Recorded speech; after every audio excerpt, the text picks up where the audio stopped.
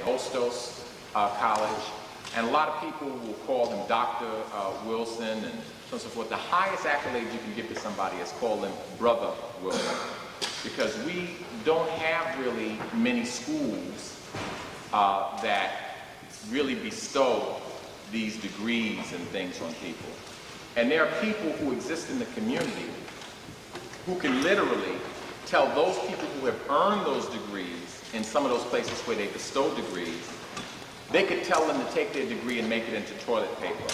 There are people who don't have degrees themselves who could tell other people who are in their same field to take their degree and make it into toilet paper. For instance, Professor John Henry Clark doesn't even have didn't even graduate from high school. The world's foremost African historian did not graduate from high school. He earned a GED. He did a little college, but basically he was self-taught and learned under Schomburg and learned through his own private research. But if we can't call him doctor, we're crazy. Eventually he was given an honorary doctorate, I think, by the University of Denver. But a lot of our greatest minds don't have these white man's credentials because there are people who are in charge of granting the credentials. Brother Amos Wilson may be a doctor now, but he's been a doctor for a long time. He's been a doctor for a long time because of the depth of the research that he does and because of the kind of Afrocentric insight that he brings to it. His first book to come to my attention was The Developmental Psychology of the Black Child, and it stands out there alone. Any black person who wants to know something about the development of our children, you have to go to that book. He had another book in between there that I believe was on various types of therapies, and the current book that is very popular is a book called Black on Black Violence, and it has a subtitle which makes reference to the fact that even black on black violence is in some way serving white domination. The brother is a wonderful lecturer, always learn something every time I sit and listen to him. He is the highest meaning of doctor, and he could tell me to take my little piece of thing and make toilet paper out of it. I hope we'll give him a warm greeting and that we will tune our ears and our consciousness to receive some of the information that he has for us. Brothers and sisters, let's give a spirited welcome to Brother Dr. Amos Wilson.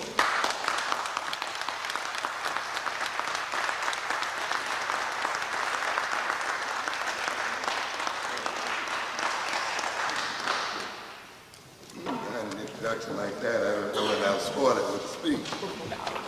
I am very, very pleased to have been invited to speak with you here today, and I'm certainly aware that there are a lot of competing events going on all over the place.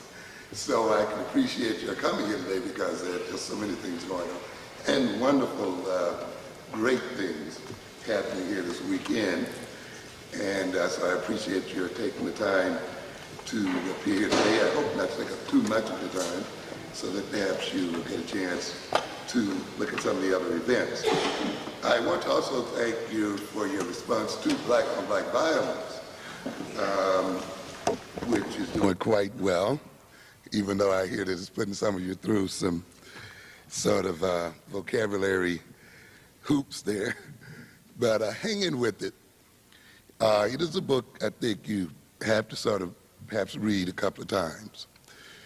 I think the thing that throws most people is the hyphenations. If you kind of look at it a little closer, you'll see that it's just old words sort of sewn together with hyphens in order to sort of deal with some concepts I think that are not dealt with in everyday life and dealt with in terms of where we are as a people.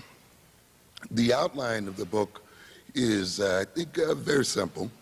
Obviously, the first section deals with the presentation of the statistics, the so-called crime statistics, followed by the idea that these statistics have to be very carefully scrutinized, that they create halos that do not necessarily represent reality, And that's really what that is about, to sort of warn you as to how they are used to create points of view and misperceptions relative to our people. The essence of that text is to indicate that so-called black-on-black criminality, black-on-black violence, is a social act, that crime is a social act. It is a social interaction. It's not one that people desire necessarily, but it is a form of social interaction. And it occurs within a social context. Crime occurs within a society. And it is motivated by social values and ideas. So if people mug, they mug to often get money to buy things that the media and other propaganda organizations have told them are valuable. Things that they've been made to think will enhance their self-image, their social status. So what I'm trying to get across there is that a good deal of so-called criminality and violence is generated by the society itself, by the nature of its marketing system.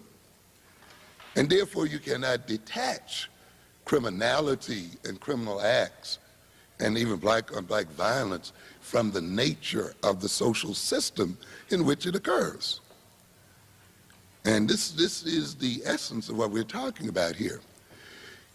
This is followed by the idea then that black-on-black violence, being motivated, instigated to a great extent by the social system in which it occurs, then functions to maintain that system. You see, to keep that system sustained.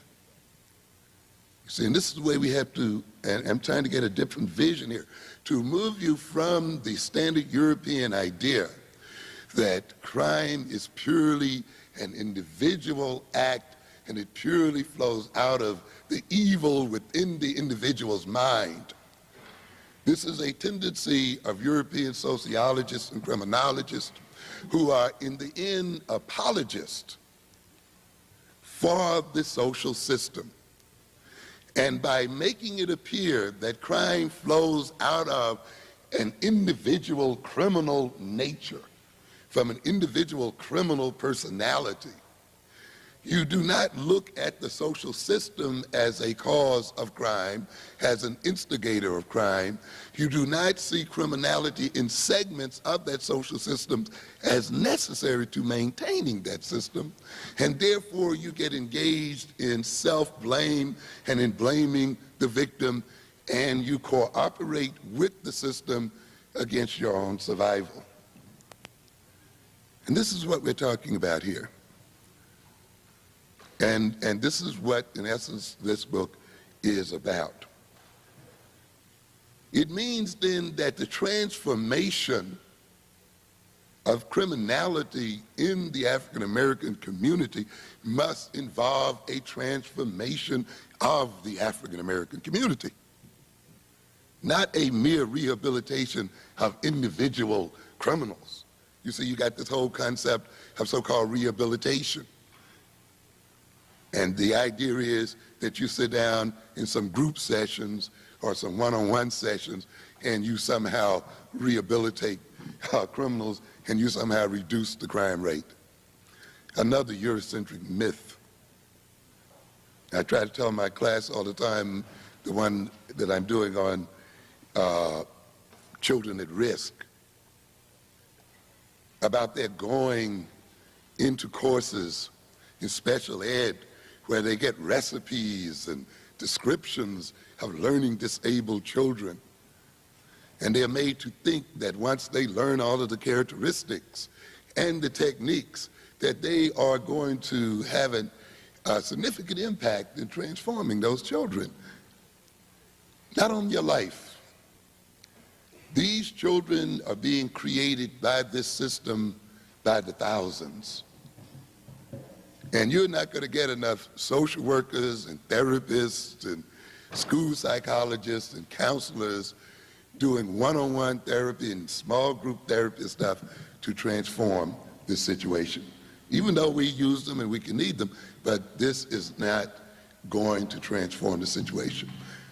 Because learning disableness is a political necessity in this society, and the inability, so-called, of many of our children to learn is necessary to maintain this social system, and it is generated by this social system. And yet the system wants to make you think that you can sweep back the ocean with the broom. No. Communal transformations have to take place, both within the African American community and ultimately in the so-called broader American community, if we are to transform the problems that are occurring in our classes and in our streets. So perhaps sometimes people are having some problem with trying to move from the standard frames of reference, which deal with individualism and approach problems from individualistic points of view, to an effort to look at them on a different level. Hang in with the text. In that context, I'm going to do a little self-advertising here. It might be helpful to read an upcoming publication coming out back toward the back end of January called An Outline for Understanding, Remediating, and Preventing Black Adolescent Violence. So you can look for that about the end of February. It's an outline, essentially, of about 100, maybe 120 pages. And perhaps this will be helpful in interpreting the black-on-black violence. Here we're going to look at then how so-called black-on-black violence is created by white-on-black violence. The violence that begets violence. And how whites have engaged in unrelentless violence against black people right up to this very second. It has never stopped. From the very first moment we came into contact with these people, the violence on all levels, not only the violence of slavery, the violence of peonage during Reconstruction and so forth, the violence of Jim Crowism, the violence of lynching, but also the violence of economic deprivation, the violence of the assassination of black culture and of the black character, violence in terms of injustice, violence in terms of miseducation, on and on and on it goes, and it has gone. And this violence has caused violent reactions in our people. You mix that then with the nature of adolescence in America, where adolescence itself represents a struggle for identity,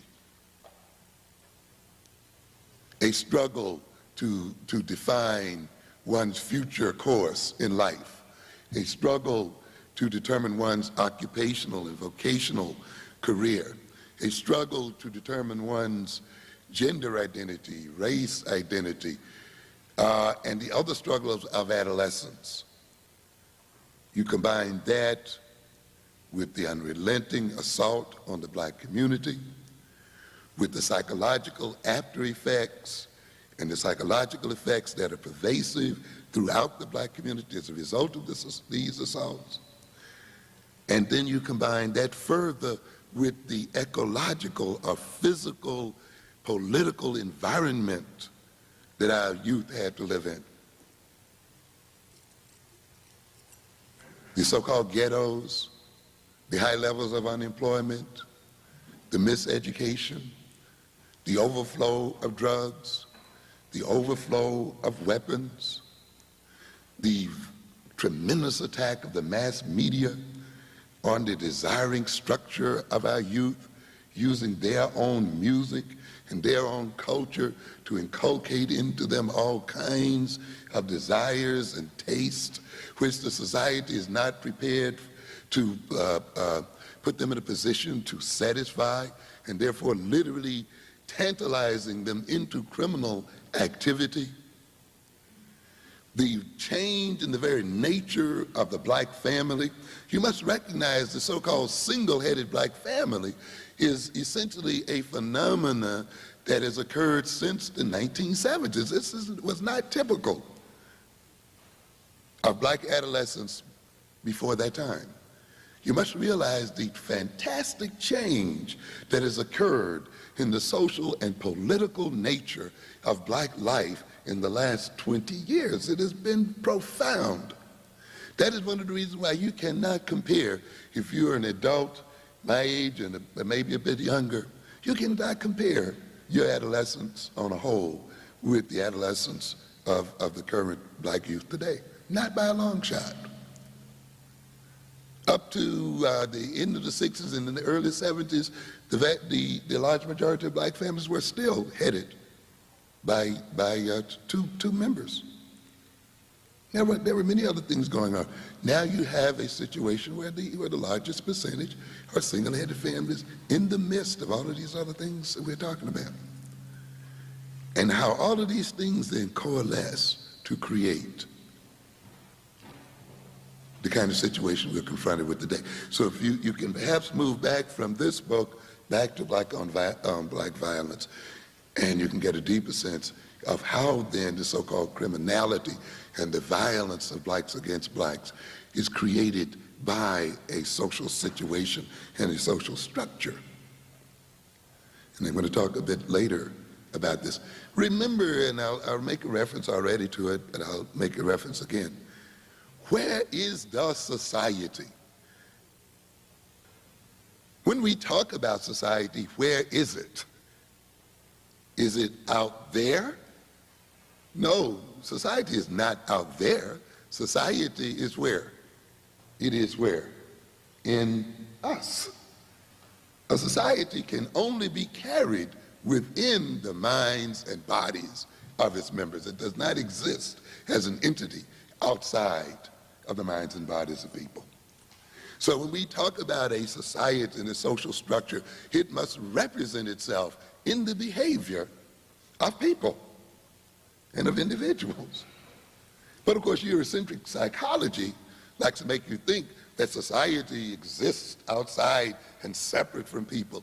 That is logically impossible, and it's a stupidity that's perpetrated on the populations, upon our people, and often leads to serious misunderstandings, both of ourselves and of our situations.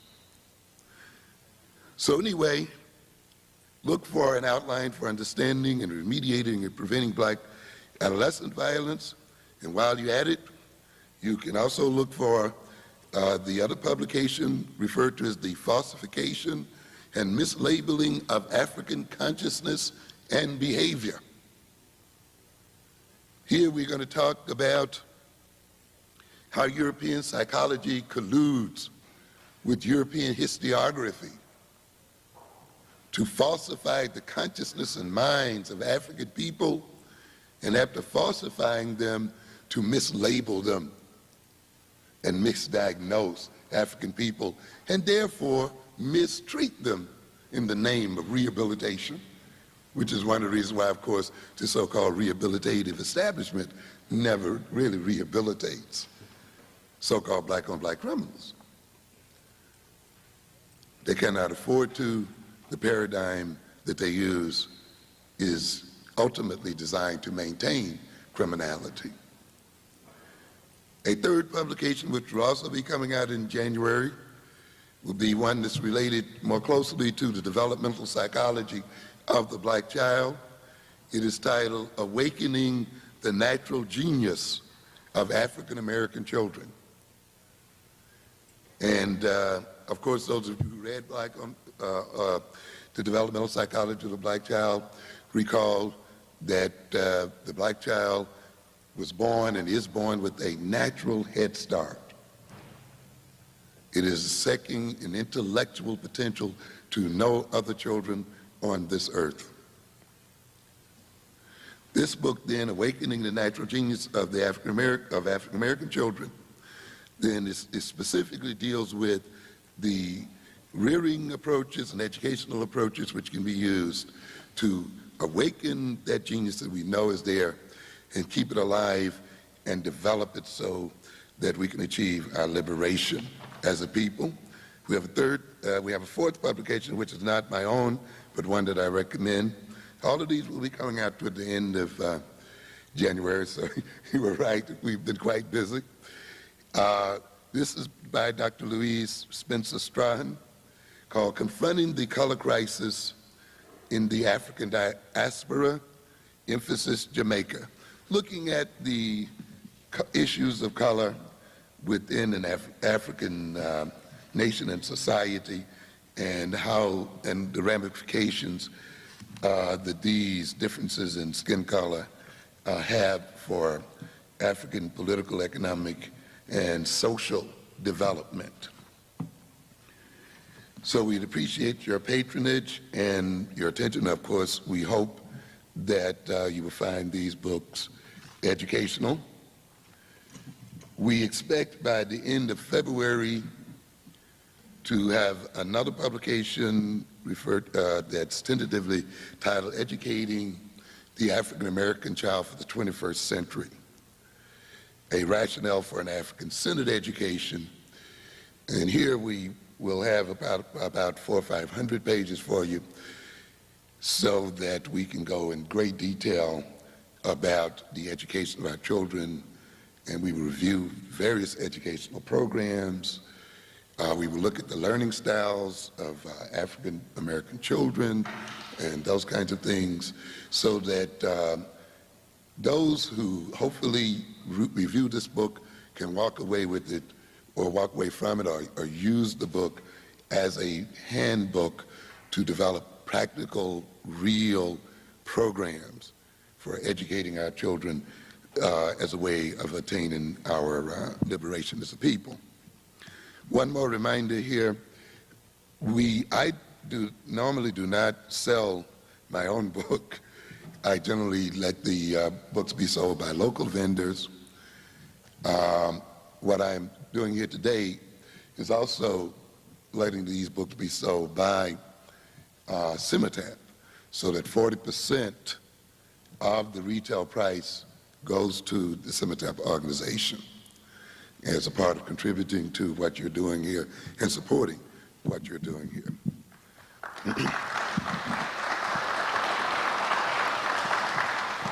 Okay, I want to talk a bit here then today about the identity crisis within the African American community, myth or reality.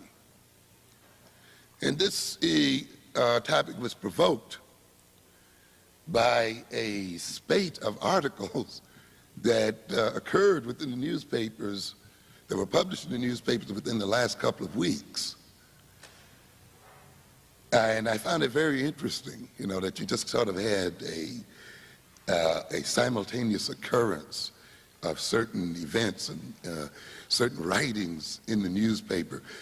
And obviously, as members of Cimitap, I'm certainly have been educated around the idea that you read newspapers not only in terms of their content, but you read them in terms of their format, in terms of the timing of stories. Why do certain stories occur at certain times? And regardless as to whether the stories contain truth or falsehood, just meditating about the time they're being published can tell you a great deal, whether they are true or false. Where they occur in the paper itself, where the articles are placed, can be very informative as well. How is news used by the establishment? What is the role of newspapers in the establishment?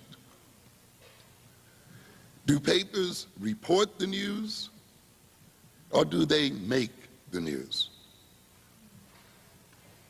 You have to come to a newspaper and to news media with these kinds of questions in mind. Was the Leonard Jeffries controversy a situation of reporting news, or was it a situation of making news by newspapers? Was it a situation of reporting a speech or the use of a speech to create a type of consciousness and to achieve specific political and cultural goals? And what goals were being sought by these papers as they wrote about Jeffries and that controversy? It's very important to ask those questions, because some people misleadingly thought that the Jeffries controversy was about truth and falsehood, or truth and lies, and it had nothing to do with truth. That's why you never saw them debating Jeffries' documentations, never answering whether what he was saying was true or not, because that wasn't the point. And we must recognize then that often the publishing of news and so forth is not about then the publishing of truth or necessarily the publishing of lies, but about the manipulation of consciousness and about the achievement of particular social and political goals. And often they are not even about the person who is at the center of the story. The person is often secondary to the whole purpose of what's going on, and is merely a cog or a pawn being used. If you don't know that, though, you will personalize the issues and miss the whole point of what is going on. And we as people must remove ourselves from this tendency to personalize stories and issues. I'll give a quick example of that. I'm sure there are many blacks now in Louisiana who are going to sleep after having come out to the polls and voted Duke down, and who are feeling very proud about their voting prowess, and who saw the danger as Duke, who forgot their history, by the way, and remembered that at another time in history they were able to vote too. And those votes were taken away from them. And it took almost 100 years for them to regain the right to vote. So that, in a sense, this voting against Duke does not necessarily represent black power.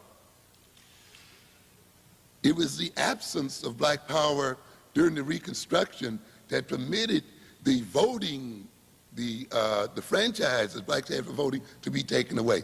What then makes us sure that this franchise won't be taken away again? What have we done as a people to ensure that our right to vote will be determined by our power, not by the power of others? And I think we've done relatively little in that regard.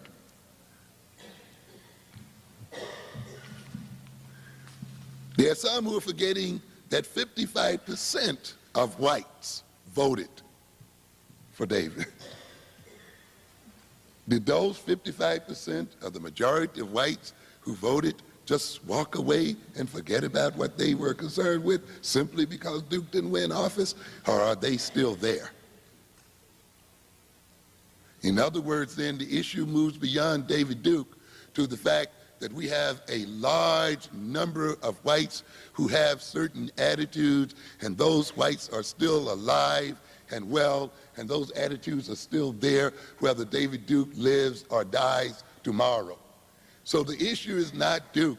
The issue is a group of white folk, and a sizable group of white folk who has specific types of attitudes who are still there and who still then pose a threat to black freedom. In fact, Duke alone poses no threat to black folk. He's one person.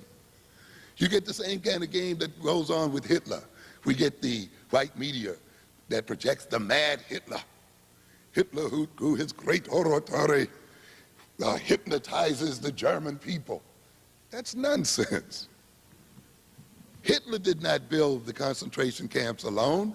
Hitler did not go into Poland by himself. It took a whole German nation to cooperate with Hitler. If the German nation did not accept Hitler and support Hitler, then Hitler could not have had any influence or effect on history whatsoever. But we have a media, you see, that makes you perceive Hitler as the bad guy. It was the German people in relationship to Hitler that created the problem. And in the end, then it won't be individuals only, it will be groups of people against other groups of people.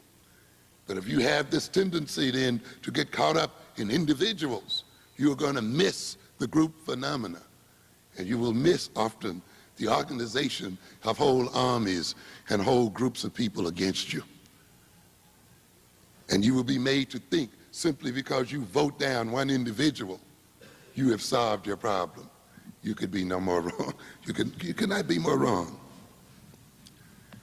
What am I saying here then? We not only must read newspapers, but we must continue to educate ourselves in how to read them.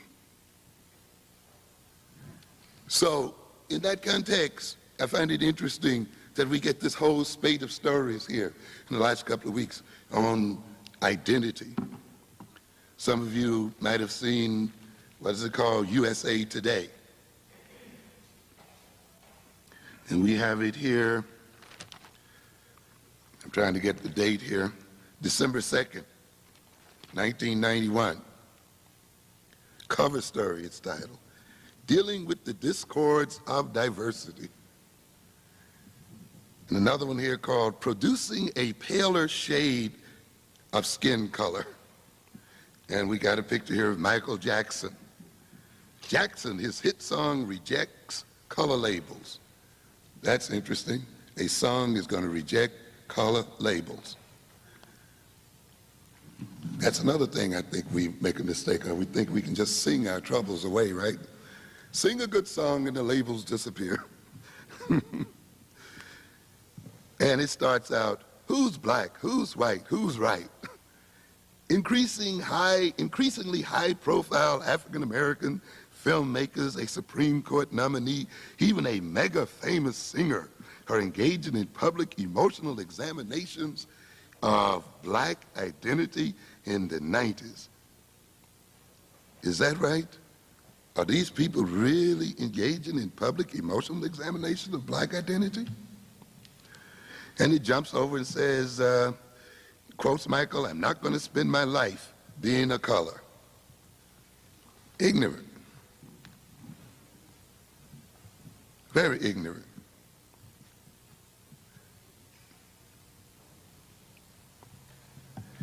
As an emerging black middle class slips into the mainstream, it faces questions about the duty to stay black. I mean, black is something you just take on and take off. Is that what we have here? You know, uplift poor blacks and promote black culture. Is that what is going on in the black middle class?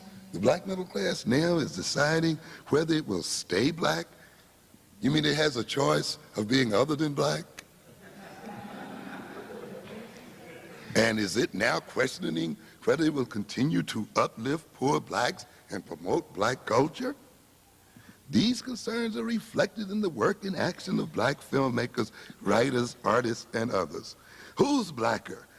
Clarence Thomas, a Thurgood Marshall. Spike Lee, a port activist, Amiri Baraka.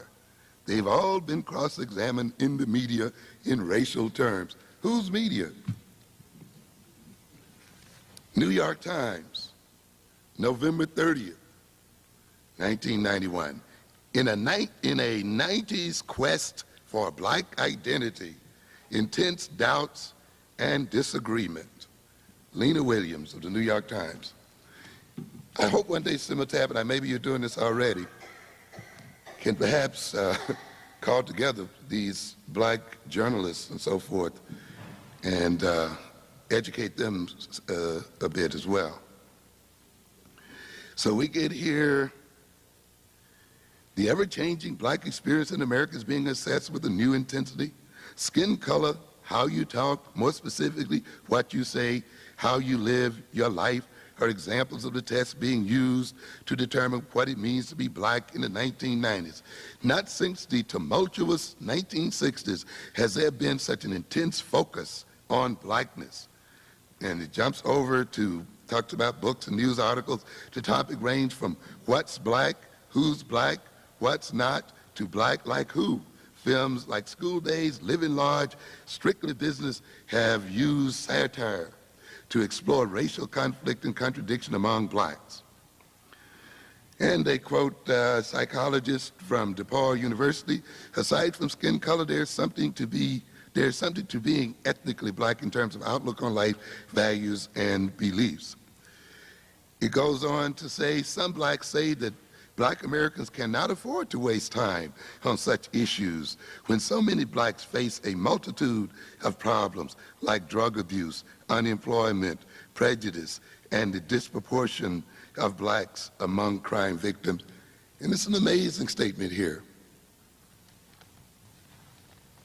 We would argue that to a great good extent, a lot of the issues just mentioned flow from the attempt to separate us from our identity, and in many instances reflect issues around people who are trying to escape their identity.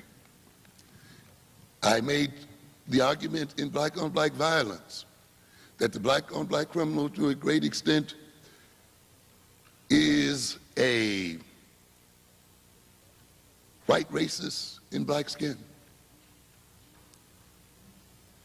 A person who has internalized white racist attitudes and has identified with his victimizers and expresses his victimization by victimizing other black people. That his behavior reflects the absence of an appropriate black and African identity. And that much of the unemployment and much of the other issues flow from an absence or an incomplete African identity. We get quotations from various experts here, including Mr. Julius Lester, a professor of Judaic studies. Speaking of identity here, at the University of Massachusetts, says that being black has evolved into a form of social fascism in the past 2 decades, especially on campus. So whites have stopped being fascist and stopped ruling. So the issue now is not white fascism or white racism, but black fascism. A related article, of course, that came out again on December 2nd, 1991, black-white marriages rise, but social acceptance lags. Then on the same page, 2 who lost their way in urban wilds. A culture of violence takes a deadly toll in East New York. Talking about the young man that was killed in the school over there.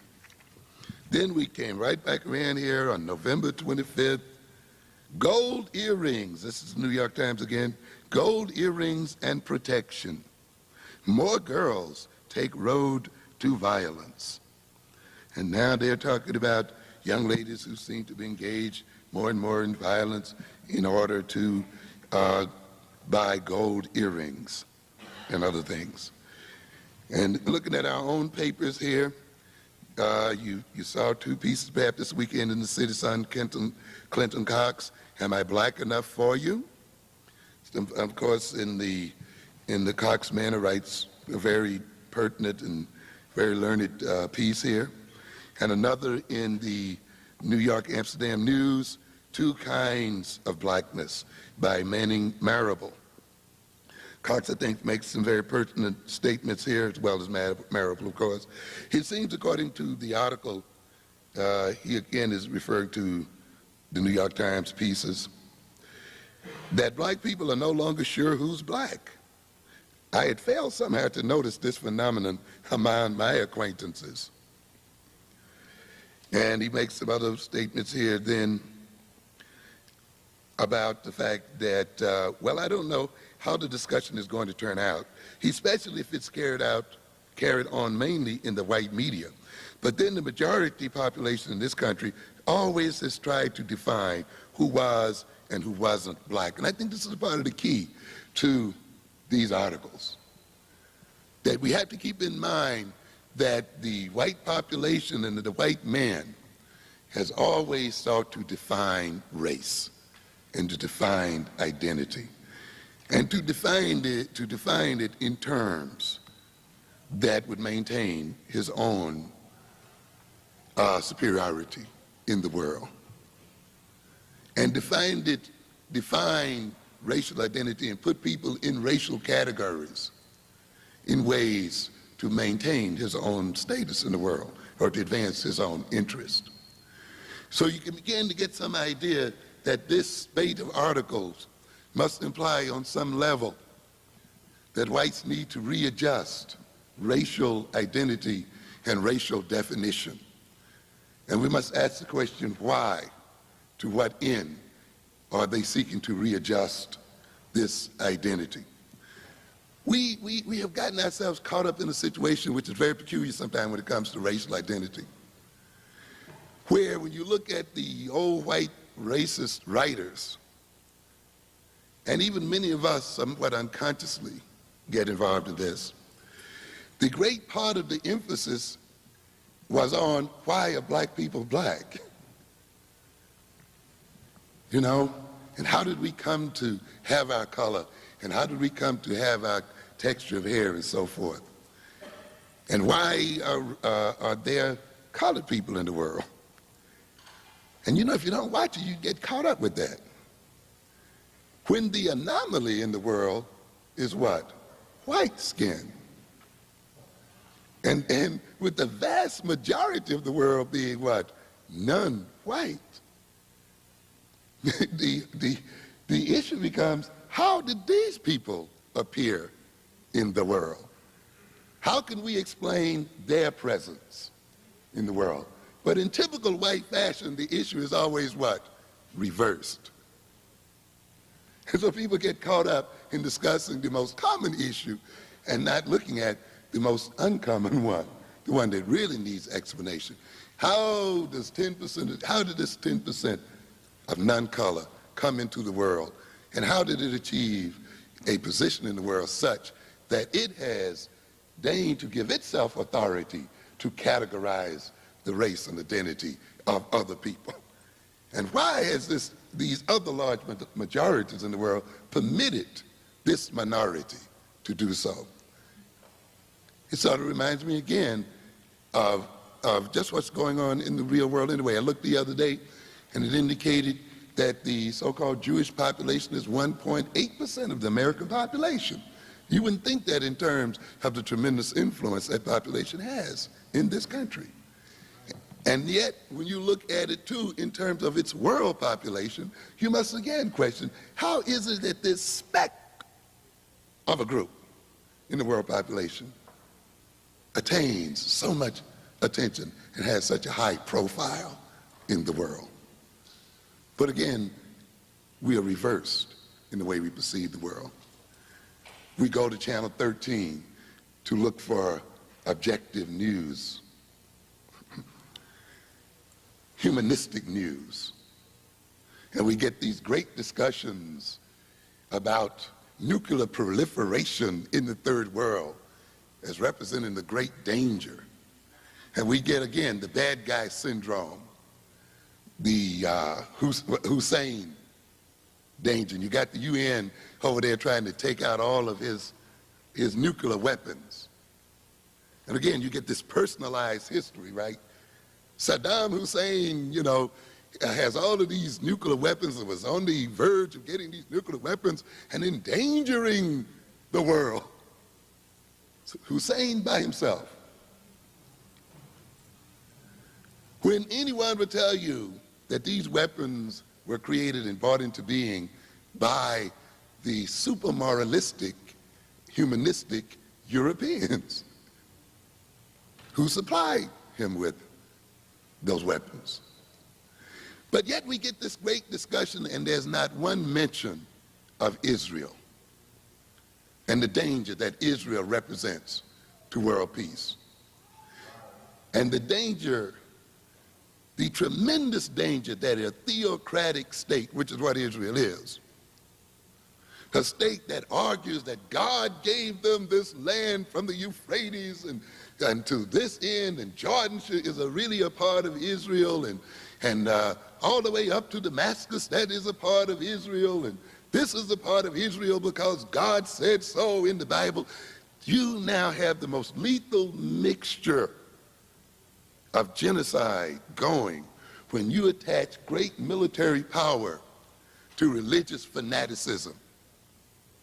And yet, you get the great Channel 13 being so concerned about the third world containing weapons. Where's the discussion about this weaponry in South Africa? Where's the discussion about the fact that the United States has been the only country that has actually used these weapons and dropped them on other people? Why aren't we talking about disarming this country? You see?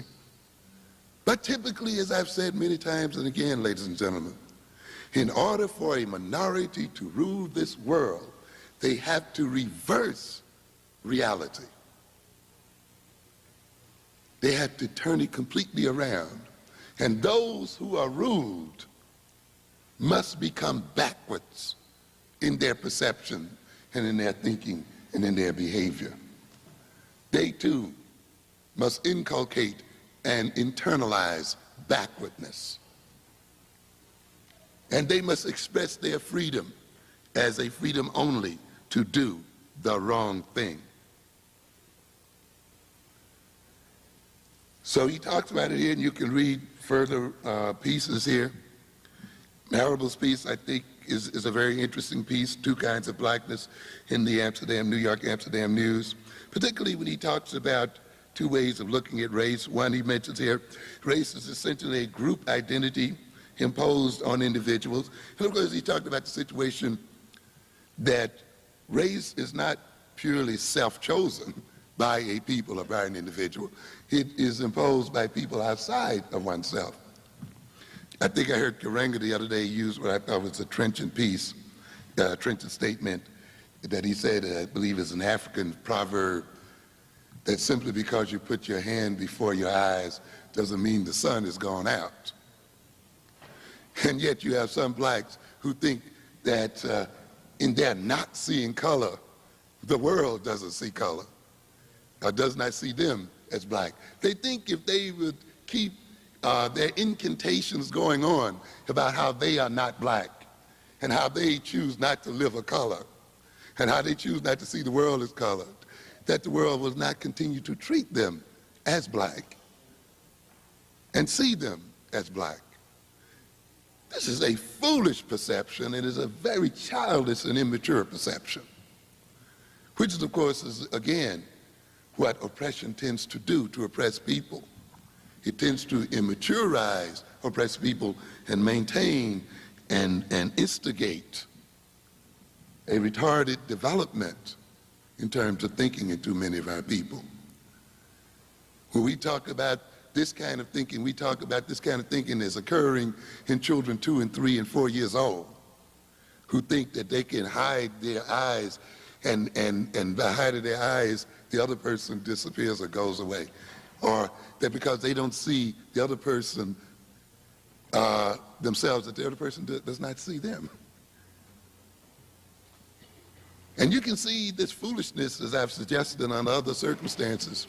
You go into Bensonhurst, as Hawkins did, or you go into Howard Beach, and you keep repeating to yourself, I'm not black, I'm not black, I don't see myself as black. And you think that those people don't see you as black. In fact, it is the keen recognition that you are black and that other people see you as black that can save your life.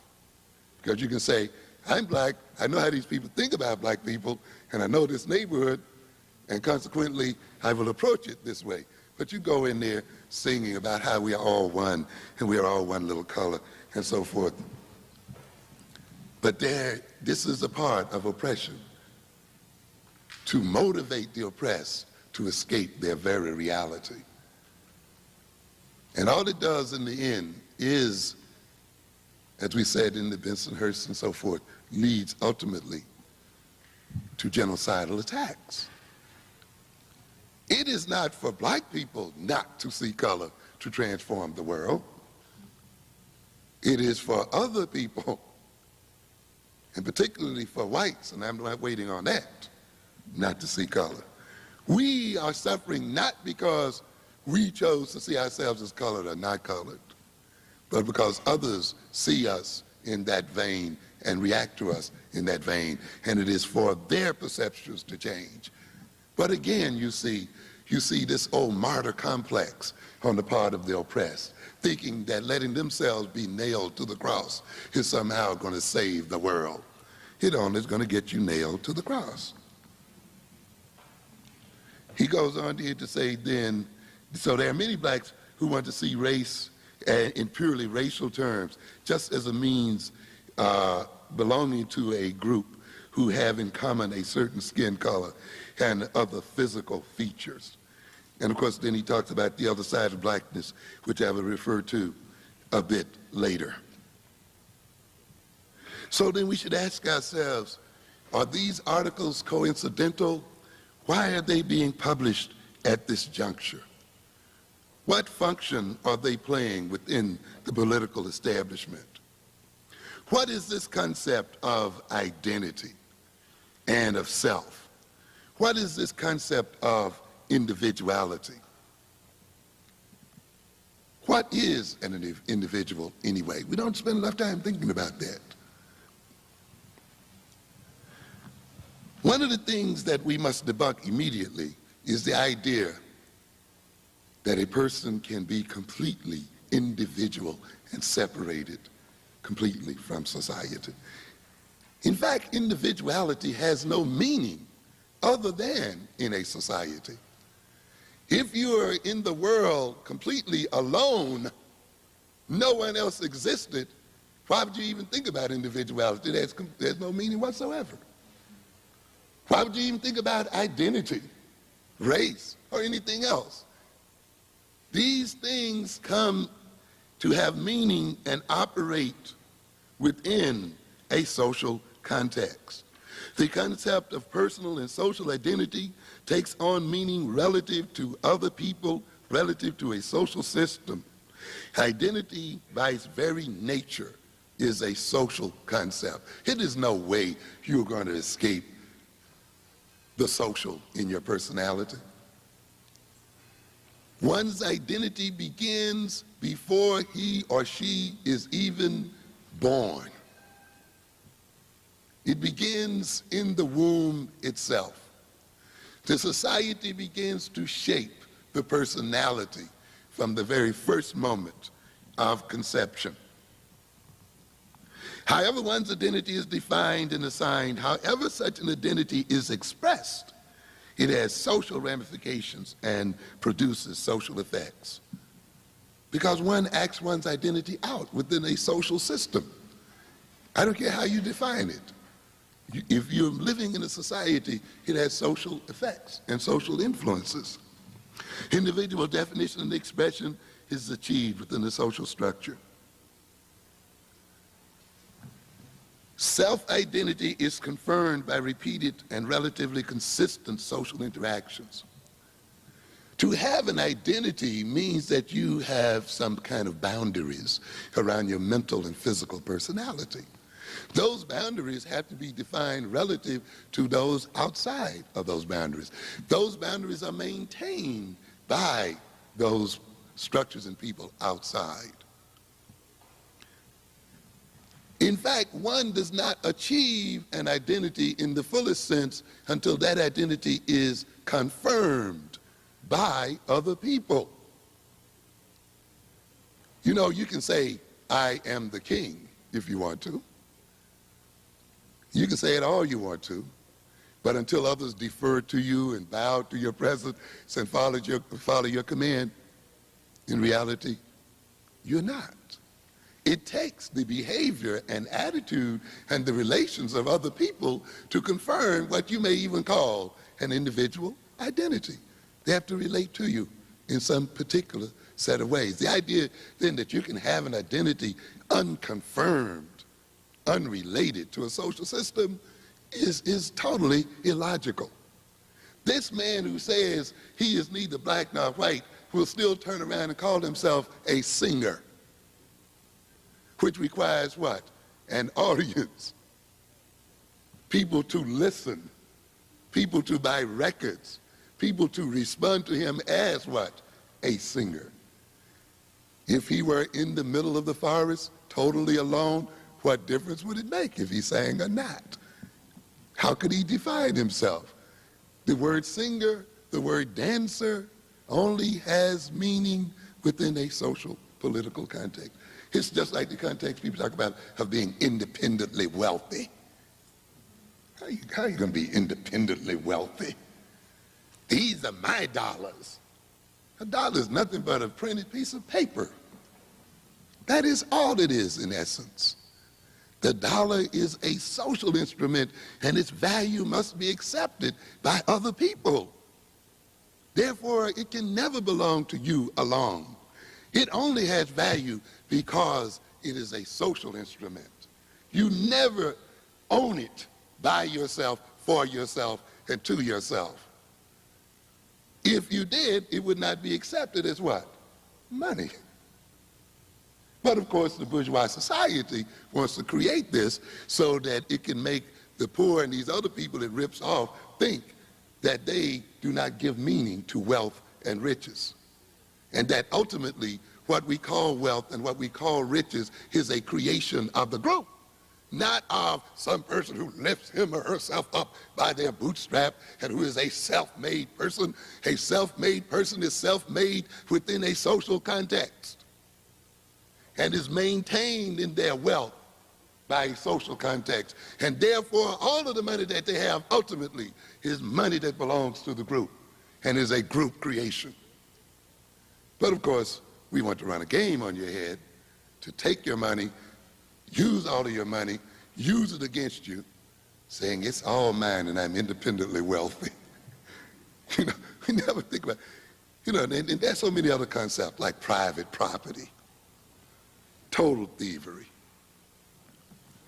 You never own any property. You just rent it. You said you paid for it. You finished your mortgage. Stop paying your taxes. See how long you got it and watch the group take it right back from you. You don't own it. You just rent it. You see? But this is the game that's run on the mind of people.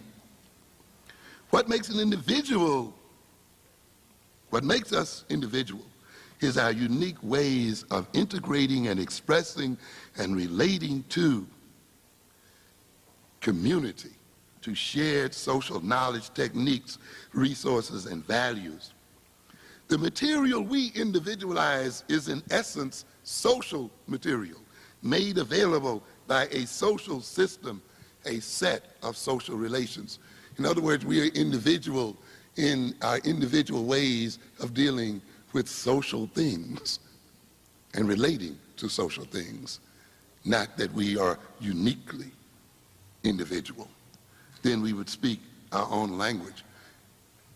You want to know that you want to really see the ultimate individual?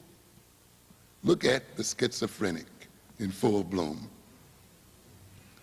Has his own glossolalia, salad language, living in his own total reality, disembodied, doesn't know where his body ends or begins. He's all people and every people.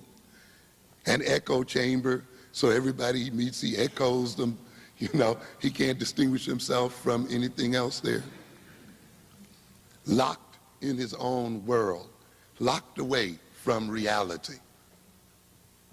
And therefore, he has to now be taken care of by others, because he becomes a danger to himself and sometimes others.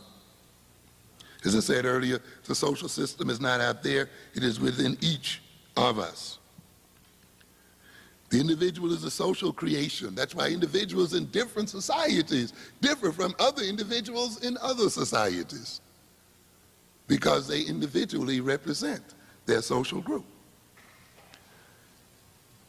The individual helps to maintain the social situation and helps to maintain the social situation. If you are so individual, why then does social disintegration, the disintegration of a social system, leads so often to individual disintegration? People beginning to lose their minds, beginning to lose their sense of self, their sense of direction and purpose and meaning, when the society itself becomes unraveled. People committing suicide during depressions and other things when jobs are lost. All of those self-made people and self-determining people all of a sudden coming loose when the social system itself begins to fall apart. Now, ladies and gentlemen, it is that social structure that builds the infrastructure of the individual. And now you're going to have some jokers who want to come along and try to make you think that you can be a person totally unto yourself, and that the essence of freedom represents atomized individuals operating with no relationship to community and no communal obligations and so forth.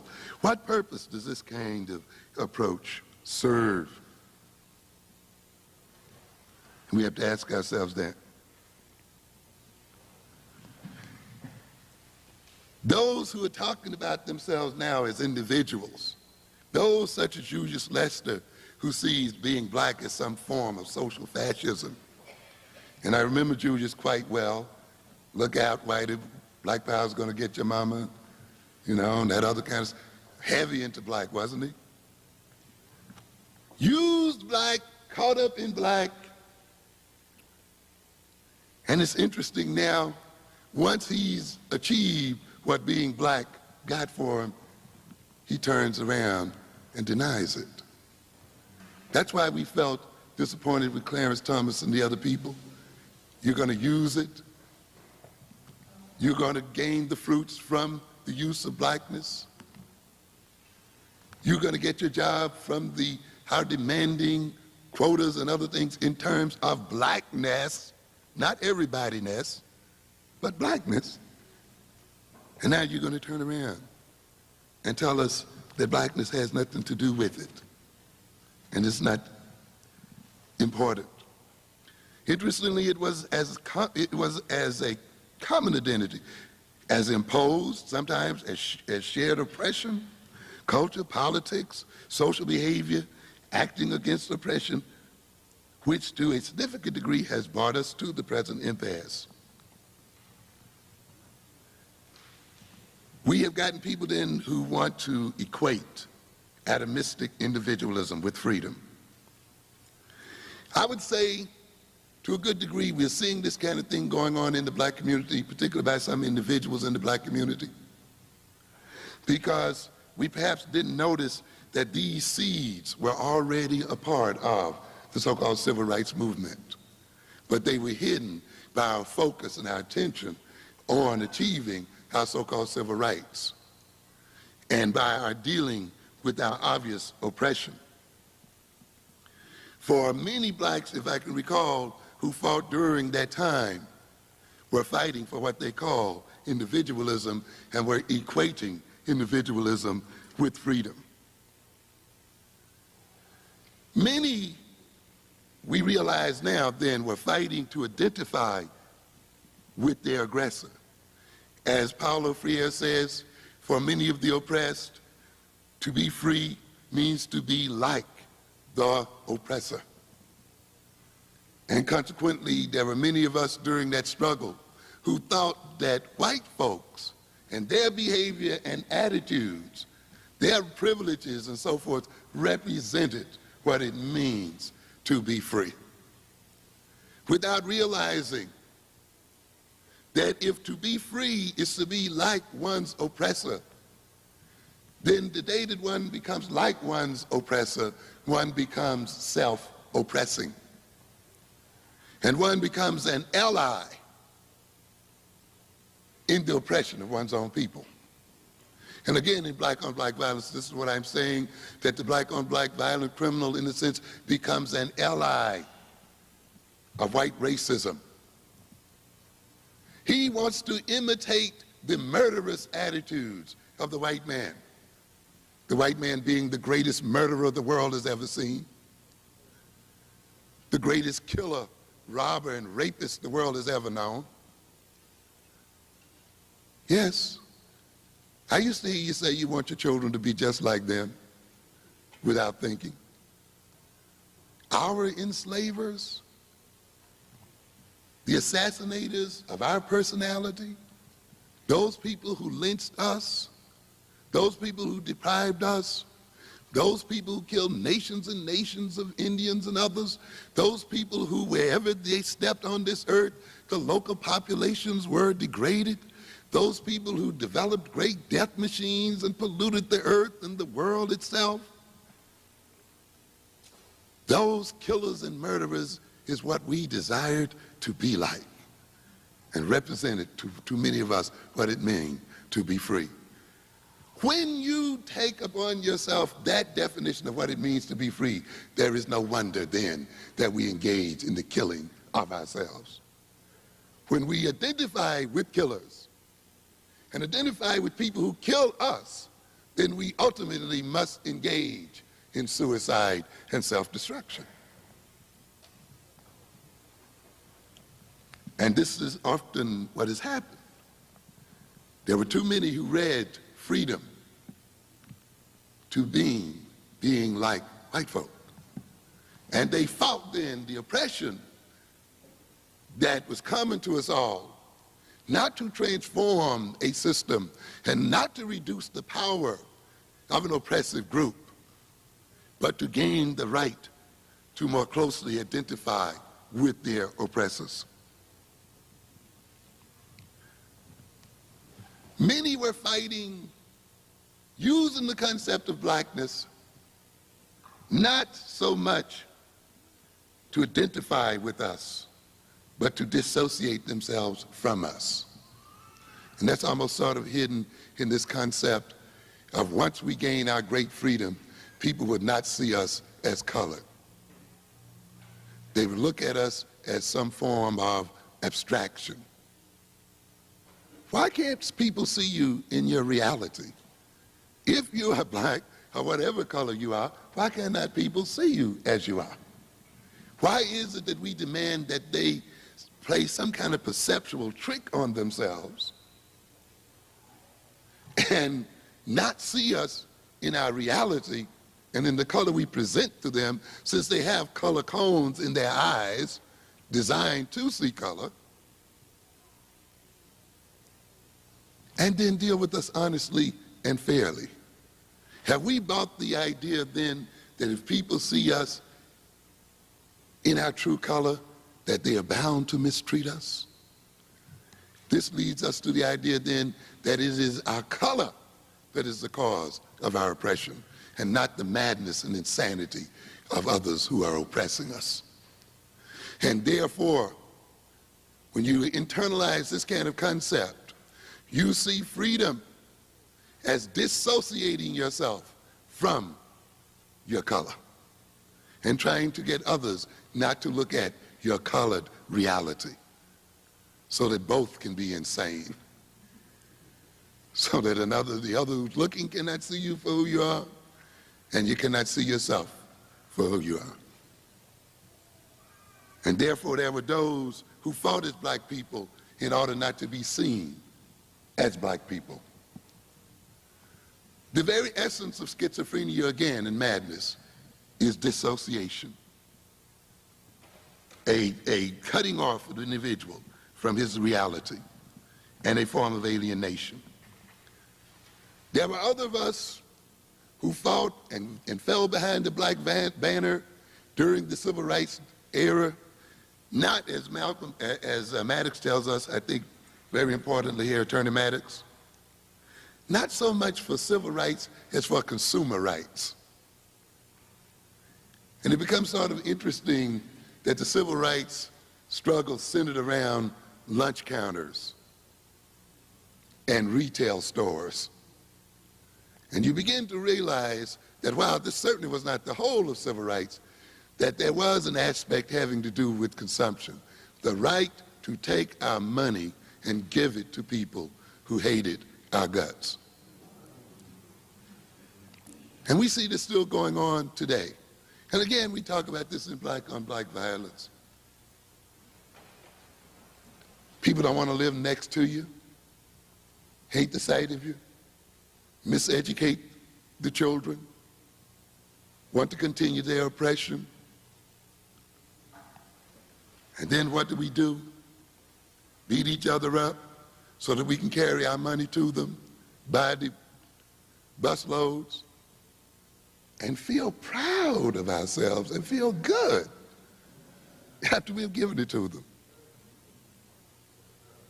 And then we'll say, why are you doing that? It's my right as a United States citizen.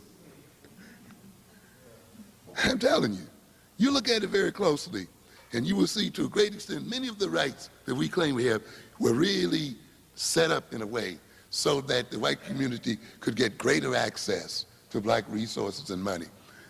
And watch, as we became desegregated, we engage in the wholesale disinvestment of the black community. And to a great extent, it was a result of getting caught up in these consumer rights, which is another game, by the way, to buy what I want, when I want it, as an expression of freedom. Watch that concept. I was talking to one man here in Chicago who was complaining about his daughter being mistreated by his white neighbors, he being the only black one in the neighborhood. What can I do about that? That's right.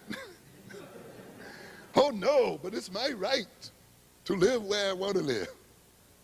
And you know, this is the expression of my right. And it's interesting that when we get through defining our rights, it almost always means carrying our money to white folk and giving our resources to white folk. But the ultimate thing that it means is that white oppression did not end there, did it? His right to buy into a neighborhood made his oppression even more clear. He brought his children into even more naked oppression by the very rights that he thought he had won and that he thought he was exercising. And to a great extent, the black community had run into that impasse. After getting all the fair housing laws and all of the lunch counter laws and the desegregation laws and the other laws passed, we were fit to be free at last, and yet we look up, and where are we? Suffering, still talking about what?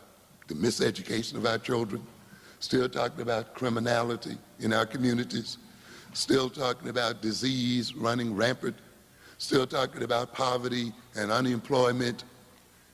It was, as the French says, the more things change, the more they what? Remain the same.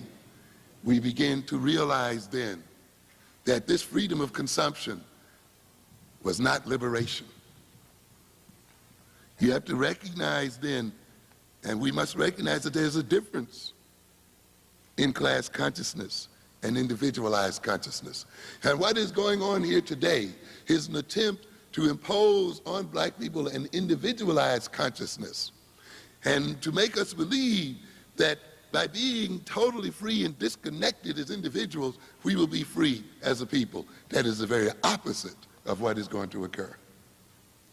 The more we push for our own unique individual freedom, the more we will come under the domination and oppression of others as a group. There is no ultimate individual freedom, ladies and gentlemen, as black people, if there is not group freedom. The powerless individual is not seen as an individual anyway. That is why we talk about what? Stereotyping. That is why the slave master, or our masters calls us what? Field hands. Not individuals, workers, laborers, because there's what? A category of people there.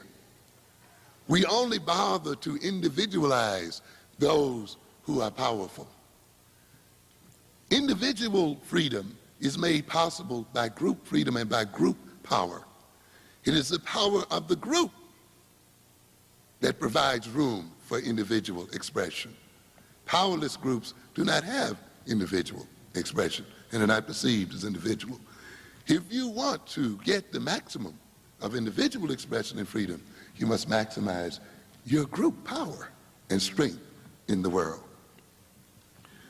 Quickly here, quoting Michael Parenti, businessmen collectively constitute the most class-conscious group in American society. As a class, they are more highly organized, more easily mobilized, have more facilities for communication, are more like-minded, and are more accustomed to stand together in defense of their privileges than any other group. And yet this is the group that depends on the consumption of our people. The ruling class is different from the subordinate classes, not only in terms of possessing more wealth. See, we like to think that rich people are rich only because they have more money. Watch that. And more power and more prestige. But more importantly, in terms of their ownership of the means of production and their concern with production and their desire to conserve, expand, and increase these factors. The rich own the means of production and concern themselves with maintaining that ownership and expanding that ownership and controlling that ownership. This is a very important difference between rich and poor. It's just not more money and less money. This ownership and these concerns on the part of the ruling group induces in them a class consciousness, a group solidarity and action orientation, markedly different from their lower class counterparts. Under capitalism, ruling class power and wealth is to a very significant degree founded on the consumerism of the subordinate classes, and consequently the subordinate classes must be socialized into consumerism, not socialized into production, but socialized into what? Consumption. This is why again and again I try to get across to people that one of the essences of an African-centered education is that the African-centered education is designed not to just see that you're better qualified to get jobs, to take advantage of opportunity offered by other people. You see, African-centered education rejects the market definition of why people are being educated in the first place. Because when we talk about making our children qualified and getting them prepared to take advantage of opportunities, we are also making the assumption that the opportunities that are being offered are not being offered by us. We are still assuming that the ownership of jobs and opportunity will be in the hands of other people.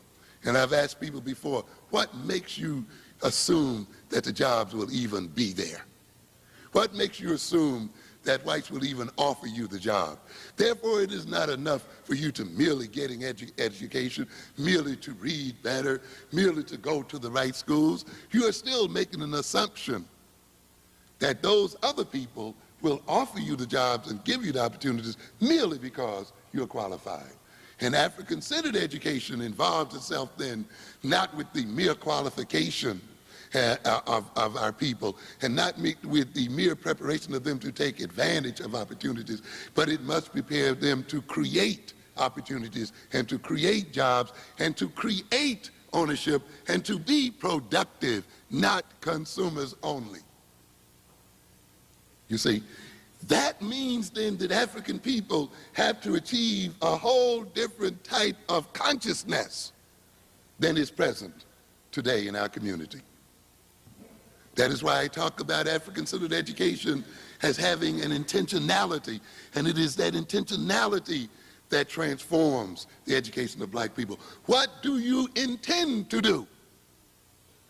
Not what has happened to you, not what you are missing, not the idea that your children are not reading as well, or they're not doing math as well. That is not the stimulus for African-centered education. The stimulus for African-centered education is, what do we want as a people, and how are we going to get it, and what are our intentions in the world? And how then are we going to educate our children so that those intentions can be fulfilled and actualized as a people? Because what did I tell you before? Colin Powell knows how to read well, and yet he uses his reading capacity to bomb and destroy black people. So it's not enough to teach them to read well. Other black mathematicians have worked on U.S. projects, nuclear research and bombs and so forth, so that they may be dropped on African population. Ronald McNair and others were learned in physics. And what were they being used to do? To seed space with weapons so that the United States could intimidate African nations and destroy African nations from 400 and 500 miles out in space. It is not enough to get your children just to read well and know math well. They must read for a reason. They must read for an African reason and purpose. There must be an African intentionality involved in their learning to read and write and to do mathematics. If they are not being educated merely to make more money so that they can spend more money, you will never spend yourself out of oppression. As a matter of fact, again referring to the black-on-black violence, through our habits of consumption, we actually finance our oppression. Yes. We enrich our oppressors, increase their wealth, increase their power, and we create and maintain within ourselves a consciousness that maintains our oppression. We are so caught up in the consciousness of consumerism that we commit violence against one another in order to engage in consumer behavior. We sell poison to our children. We corrupt our communities. We disinvest the wealth of our communities. And we think that this is an expression of freedom, and this is an expression of wealth and status. And this means that since we consume equally to white folk, since we drive the same cars as white folk, live in the same houses, in the same neighborhood as white folk, we are the same as white folks, you are foolish. It is that very sameness that is maintaining the inequality. I was trying to explain to my class the other evening the confusion people have of equating sameness with equality. You want your children to have the same education as white children. Then if you do, you want them to stay oppressed. Yes. You don't want them to be educated in terms of their unique history. You don't want them to be educated in terms of their learning styles. You don't want them to be educated in terms of the problems they have to solve for themselves. You don't want them to be educated in terms of the reality of the fact that they are oppressed, not white children. No, you want them educated as if they were white children. That is the surest way to maintain oppression, to ignore one's reality and to be educated out of sync with one's reality. The black man today is being educated to solve white folks' problems and to get status when he solves their problem. Yes. And sees himself as successful when he solves a problem for them. And you still can't get that same one to work on a single problem in the black community.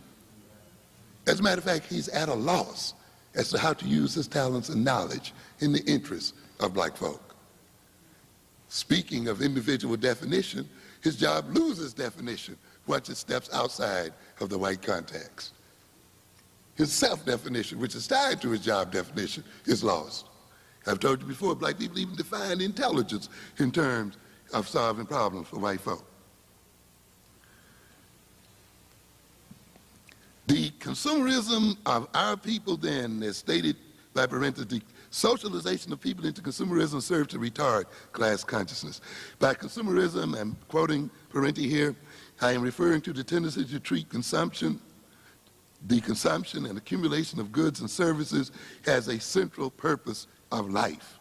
And consumption is no longer just a means to life, but a meaning for life itself. And we can see this in the statistics of black people. This endless comparison of black income with white income. What percentage of black people earning of white income? As if that is the most important index of black freedom. Not what percentage of America do black people own. What percentage of the means of production do black people own?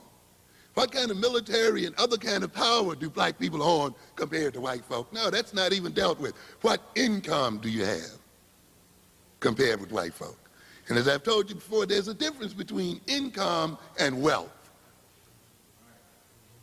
Because you may make $100,000 or $200,000 a year, does not mean that you're equally as wealthy as another person who may have an income of $100,000 or $200,000 because they own $10 million worth of property.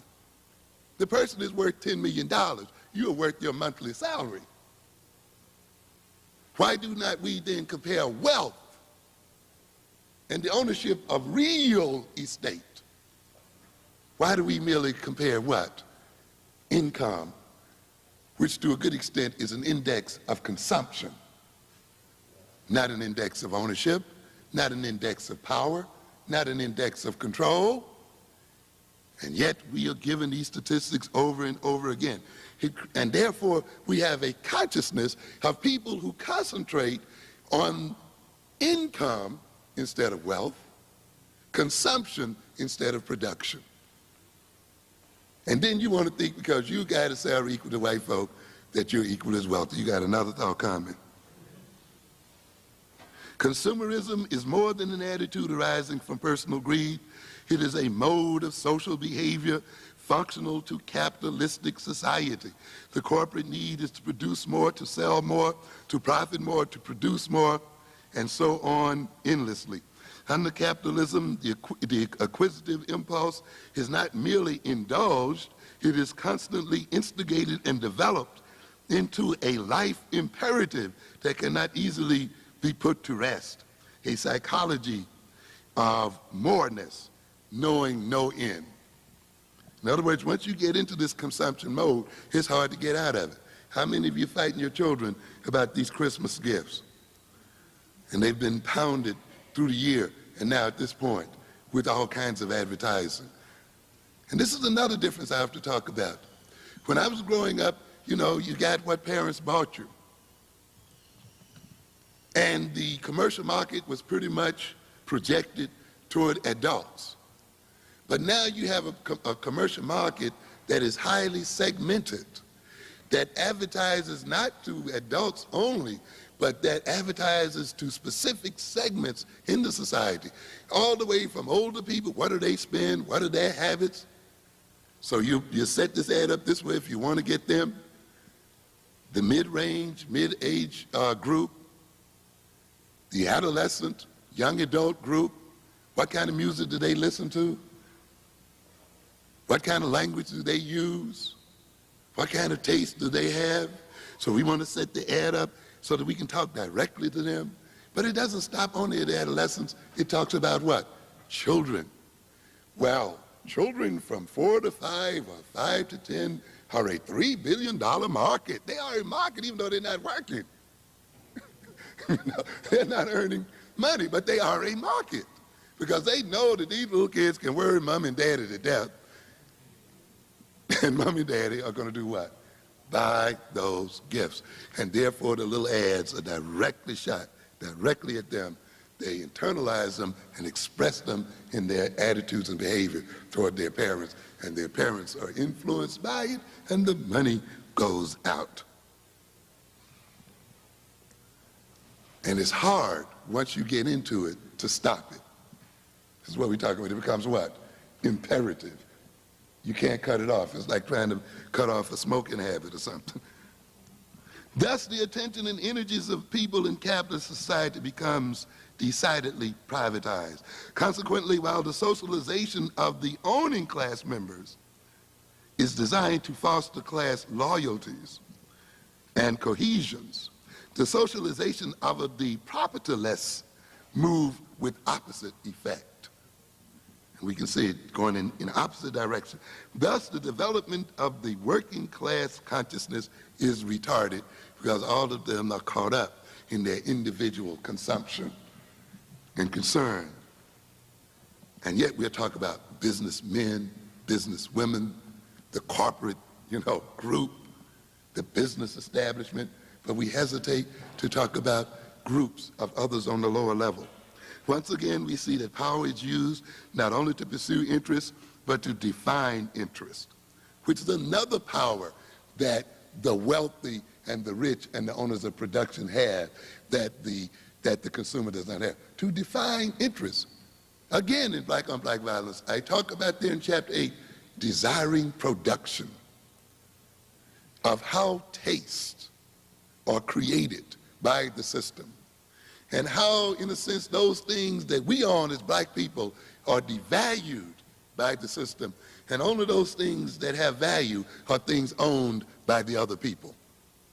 And their advertising establishment and their media creates a taste for everything that you don't have and that you can't make for yourself. That's the only way it can work. How did you gain the taste for what you have today? And I talk about that there. I talked about the crack industry, right? That it is the taste and addiction of the crack addicts that maintains the whole infrastructure of the crack industry. That it is the manipulation of their desire that is the engine that runs the whole thing. That is why the pusher, as pusher, may give away drugs free at the beginning. To do what? Create what? Desire. To produce what? Desire. And desire once produced. And now, since he has the desired products, he now lives off the desire that he's created. And we are all addicts as oppressed people, watching our oppressors create our desires. And what's being created in us, it's our desires that maintain the system. And that group then has a media organization. It has media organizations, not individuals, what? Organizations. Corporation is what? A body. Company is a what? Body. These are what? Groups. But then they'll tell us to act as what? Individuals. They go to work and coordinate their activities. They dress within certain limitations. They talk certain sort of ways. They write certain sort of ways. They express certain types of outlook. They go to school for years so that they can be appropriately shaped to talk, walk, dress, write, perceive the world, so that they can fit into what? An organization and a body, so they can fleece the other individuals in the world. This is what it's about. But then they're going to make you think, to think in terms of blackness, to operate in terms of blackness is unusual, is odd, and it's wrong. But of course, what I say, things have to be backwards, don't they? This is the nature of things. Again, speaking about class the other night, to get engaged in black studies is something bad. But what have you been studying? White studies. We make the mistake of thinking that what is white is universal than what is black. And yet, this defies the reality. There are more of us colored folk and non-white folk in the world than white folk. Why do we then continue to perceive whiteness as representing greater universality than blackness? But it has to be that way for this small group to win. So their psychologies don't become white psychology. They just become what? Developmental psychology. And of course, the person reads into that then that this psychology, since this is not prefixed by a racial term, must be more universal. The education that they provide in these schools is not called white Eurocentric education, it's called what? Standard education. And again, people are taken in to believe that then what is offered in white schools is somehow more universal and race neutral. You see, if it were so race neutral, then why does it seem to maintain that race in the position that it is in? I'll be through shortly here.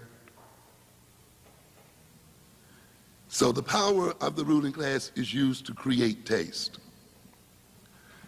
One quotation from Tillich: modern capitalism is the manifestation of the war of all against all, accepted as principle. And we bought that. The idea that people are always going to be at war against each other as individuals. Hence, an activity motivated always by the impulse to seek one's interests at the expense of others.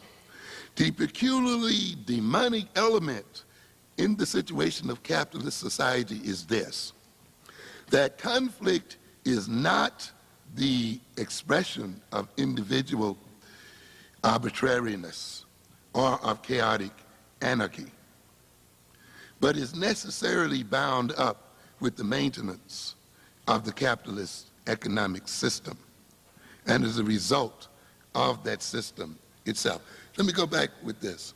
Those people who talk about individualism and privatized consumption and going only for themselves are not really expressing individualism. They have internalized the strongest social and group ideology of all. In other words, it is the ideology of isolated individualism. It is the ideology of unconstrained consumption, consumption unrelated to group purpose and ends, consumption unrelated to community, that is the most communal of ideologies, because it does what? Maintains whom? The white community. You see? In other words, as I've said, we got to be backwards again. In expressing our so-called individuality as black people, we have been duped to the greater extent, and we are acting most within a group concept, because it is that concept imposed upon the oppressed that maintains the power of the oppressor and is the source of the oppressor's wealth and of his power. That is why the more you spend unrelated to community ends and unrelated to community purpose, the poorer we get. The more oppressed we become, the more unemployed we become, you see. The idea of individualized consumption, unconnected to community, is one of the most political and economical ideas we can engage in. That's why we have to look at it very closely. And that's why the more individualized you become in your consumption, the more disconnected you become in your behavior and attitudes, the more, as I said earlier, we will feel the brunt of oppression, and the more the power of others will increase over us. We are not going to spend ourselves out of oppression and by giving our money to our oppressors. The right to spend money anywhere, any place, is not an expression of freedom, but really a part of enchaining ourselves ever more closely to our oppressive conditions. So looking at these facts and looking at the fact that our fundamental conditions have not changed, that we've actually gotten worse in many instances, we began to question this philosophy. Not that we hadn't been questioning it all along, but we had people with this other ideology overlaying us, and by us I'm talking about nationalists. Black nationalism reasserted its influence as Afrocentrism, placed new demands on the social system and on all black Americans. These demands stimulated, and this is what's going on here.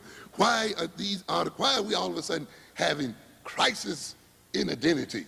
At the very moment, we also talked about what? Afrocentrism and African what? Centeredness.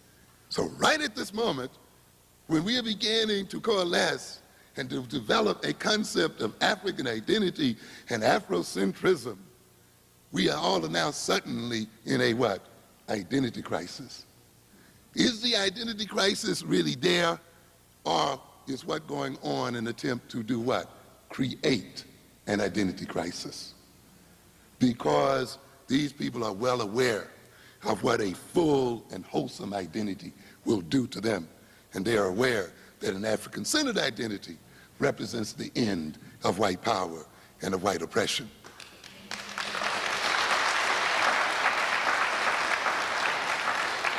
That's why I've told you time and time again that at the center of an African-centered education is the overthrow of white power and the breaking of the arms of white power. If you're not educating your children to break white people's power over us, you're miseducating them. If not at the very center of the education of our children is a preparing of them to defeat and destroy white power over us, then you're engaged in an education for servants. You can call it by any name you want to. You can call it multiculturalism. You can even call it Afrocentrism. But if its goal does not have at the center of it the destruction of white folks' power over black folk and the destruction of any other ethnic group's power over black folk, then you're not talking about African-centered education. And ultimately, you're not talking about liberation. You have to keep that in mind. That is a part of it. And that kind of consciousness places new demands on black folk and on this system. So you have some black folk then hearing about Afrocentrism, fear resegregation. In fact, they'll call it what? Self-segregation. These other groups, by the way, who live together and want to stay in their own neighborhoods, fight you and burn your house down when you move in, move their children out so they can keep their children to themselves and educate their children, you know, all of these things. And as a result thereof, you see they have their power and they have control and they have wealth and everything. And then you have some Negro saying segregation of the group represents failure. It's an amazing situation. And I'm going to show you a minute what's going on in this area. But again, it's because they've bought the individualistic philosophy. Because to a good extent, a resegregation for them represents material loss. They fear that the so-called gains and social freedoms that they have achieved, that the so-called successful blacks and the wannabe blacks want to achieve, will be taken from them. And consequently, the more we demand an African-centered consciousness and an African-centered approach to the world, the more they want to dissociate themselves from blackness. I'm not like the rest of them folk over there. Let me in. They fear black power, of course. White people fear black power. If we gain an African-centered consciousness, it means a loss of the black consumer dollar by whites and other non-blacks. And what have I told you before? Because we are such individuals, because we are so free, we, in a sense, are financing Koreans and other children. We are making certain that they don't engage in crime because they don't have to. In a sense, we finance or we disinvest in our own children. And to that extent, we actually instigate criminality in our own. Those of us who don't see color means that we don't see our own children of color. We treat all people the same, even though in reality not all people are the same. Not all white children as a group are equally as poor as black children. But yet you want to see them as the same, and in the end, you end up giving what? Money to people who already have more than they know what to do with. We finance the children of other groups, and then we wonder why our own engage in thievery and other forms of misbehavior. In a sense, then, we create it. We also see a situation here with the changing demographics of this country, the need of this country to what I call Anglo-Saxonize the black middle class, to make honorary blacks as a means of maintaining their position and their power and their wealth when they are no longer even a majority in the United States. To create a neoconservative black class to reward its neoconservatism and move the society from racism to classism. So all of a sudden this society is not going to be so much based on race as it is on class. And that should make the Marxists happy. You know, now we can talk about class because these neo-honorary blacks now become a part of the middle class and the upper ruling class, even though they are not. The black middle class and the black upper class is a subordinate class. It is an underclass. What did I say about this distinction? Because these two classes still don't own anything in this country worth a nickel. They don't own the means of production. This is a salaried class. This is not a real ruling in the upper class. This is a misnomer to call these people such. They are still managed by the white middle class. They're still being laid off by white middle class managers out there today. It is still an underclass, but you're going to create this idea of equating these Negroes with being white, and so they're in the same class with white folk. You're not in the same class with white folk. I don't care how you dress, how you talk, how you walk, what school you go to, and how you look at the world. In fact, as I've often said, I wouldn't regret it too much if black people really acted like white folk. You know what I'm saying? Yes. In fact, I've said that Afrikan and others act more like white folk, if you want to play it that way, than Clarence Thomas or the black conservative. Why? Because white folks say they want to what? Own and control a piece of this what? This earth and this ground. They want to own their neighborhoods. They want to own their businesses. They want to educate their own children. They want real power in the world. They build real nations and so forth. They have their own institutions. They create their own jobs. So man, if you want to act like a white person, go at it. You see? But these Negroes you accuse of acting white are acting just what they are, Negroes. If we really acted like white folk, we would be at war right now. We would be in the business of taking from them the wealth that they have stolen. We wouldn't be concerned with obeying their laws and their rules and all of this business. We would get it the way they got it. Reach in and what? Take it. And then impose our own what? Rules and laws and legitimize our own criminality. That's what white folk do. You go to white schools and they still don't teach you to be white. No, you think you're going to Yale teaching you to be white? You're being taught to be a bigger Negro than ever. Just the fact that you're at that school should teach you something. Where's your own? Where's your research universities? How are you going to protect yourself against the onslaught of AIDS and other disease, using your own research institution, using your own hospitals, using your own defense establishment against germ warfare and so forth? You're not being taught to act like white folk. Taught to act like Negroes. So the Afrocentrism invoked in whites and among blacks a need and particularly among whites, for a degraded black mass to maintain its social cohesion and economic dominance. In other words, ladies and gentlemen, this whole social system is maintained by the degradation of black people. That is why Afrocentrism and African identity is so frightening to the system.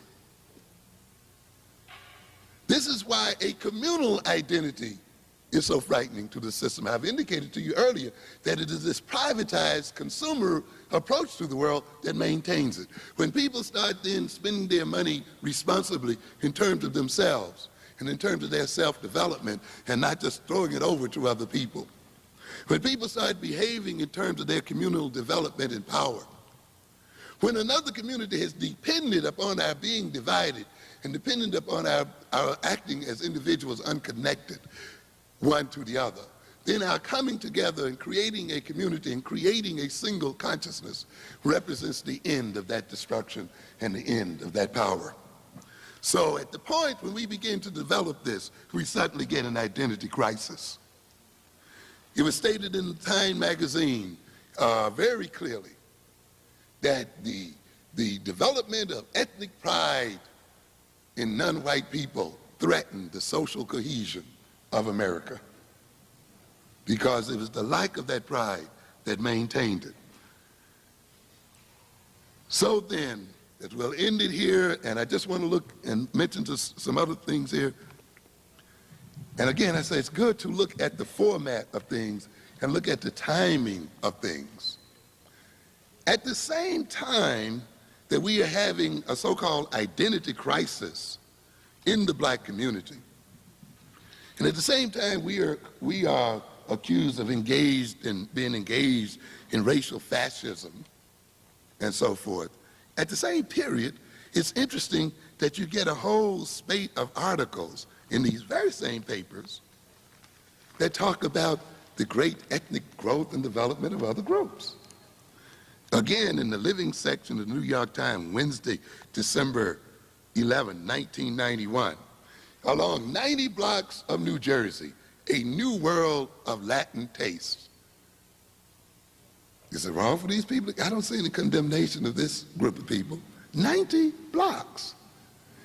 And it goes on and on for page after page, talking about this unpeeling the multiple strata of Latin cultural lore on Bergen Line Avenue, and how this avenue, Bergen Line Avenue, which extends for 90 blocks through Union City and West New York, just across the Hudson from Manhattan, and what great delights you will experience when you go over there.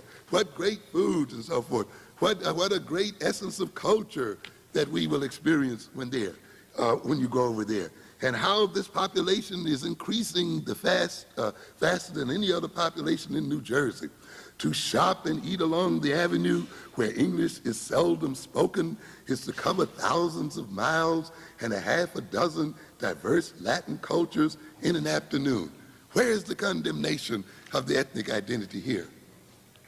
And what do we see the result of this, what do we see this ethnic identity resulting in?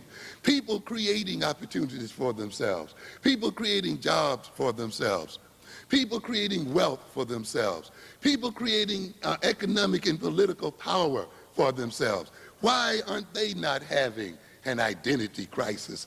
And why is their identity so great while our identity is so bad? Another paper, same time, Tim, I'm talking in the same time frame, just to show you the contradiction here. December 7th, wider mosaic, suburbs jobs luring immigrants.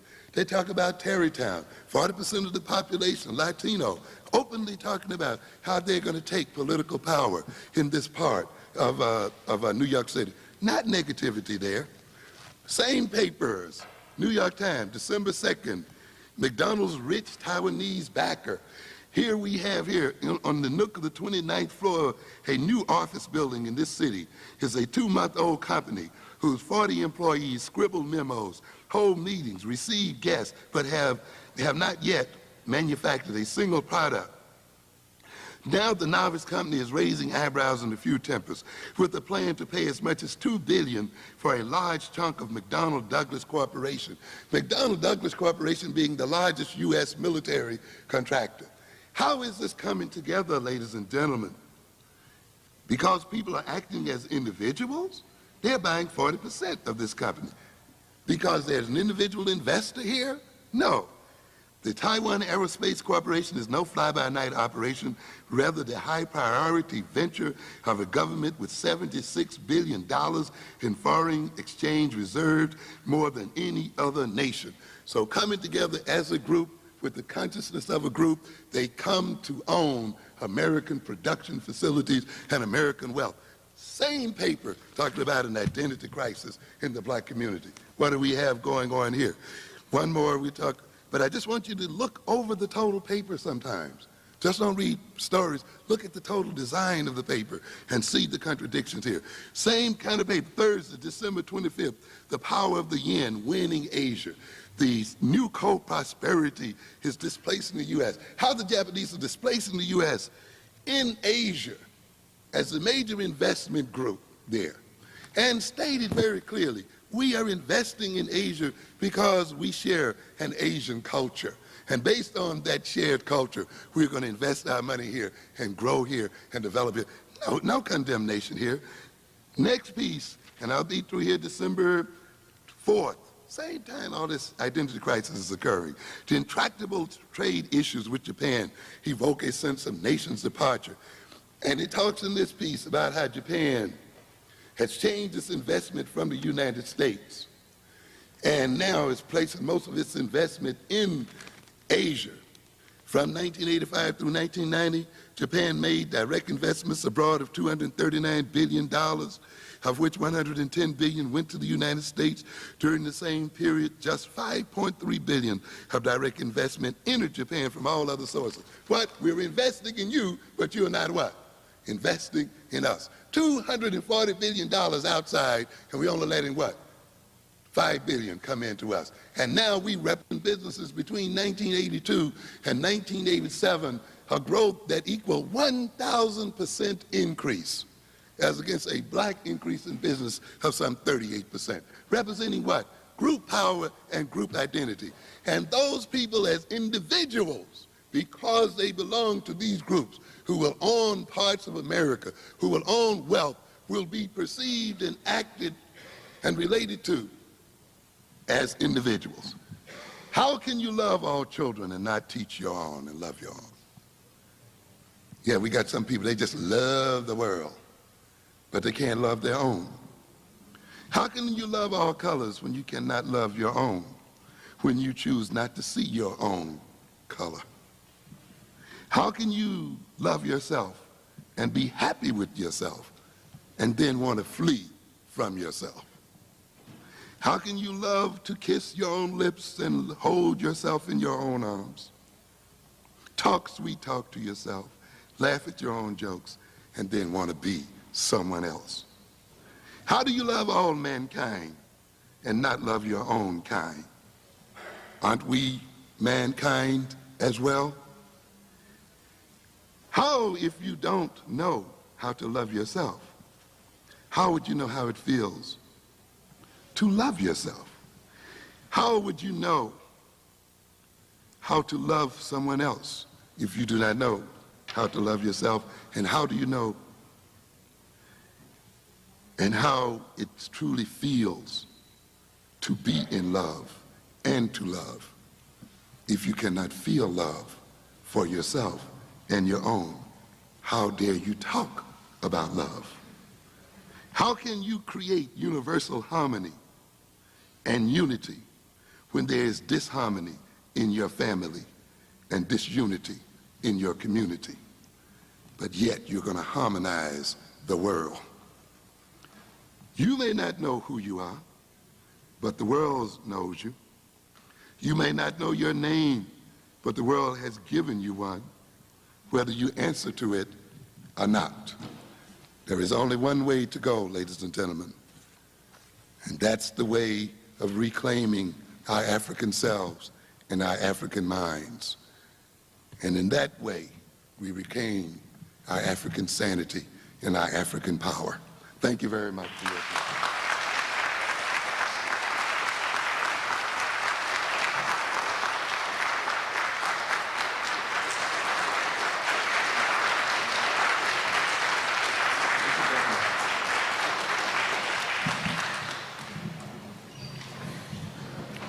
Brothers and sisters, I had an experience a month or so ago that helped me to even more appreciate what it is that we had today. I went to a conference called the Black Males Conference, and Dr. Poussant, and I name his name just because I've seen him do this a couple of times, was asked to come and present. And he came and literally he presented nothing. I mean, he presented absolutely nothing. And people had paid their money to do this. Here we are, most of us came in for free because we're SMOTAP members, and Brother Amos Wilson came. Not only was the information that he has superior to that nonsense that Poussant has learned at Harvard, but the brother took the time to prepare it, to organize it, to think about it, to think of it in real depth, and he had so much that he wanted to give us until like he was just trying to cram it in the end. I mean, we were blessed today, and let's give another round of applause.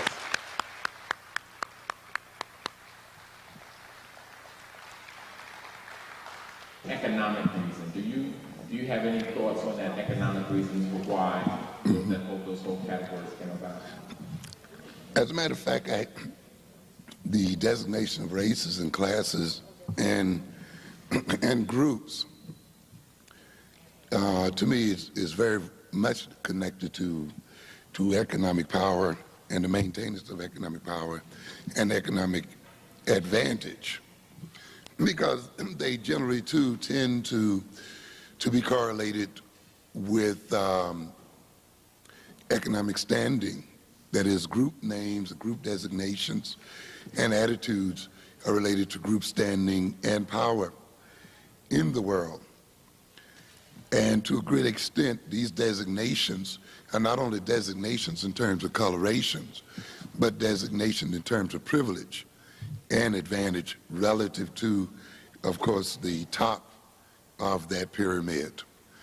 They serve often in protecting their own privilege, that is those secondary groups, to maintain, of course, the power and the strength of the primary group.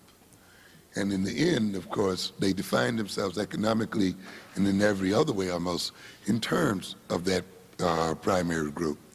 So you can see the primary group organizing its definition of them and reorganizing its definition of them in terms of its own economic motives. This is also true in terms of specific personality characteristics as well, which I emphasize even to a greater extent. That if you would look into the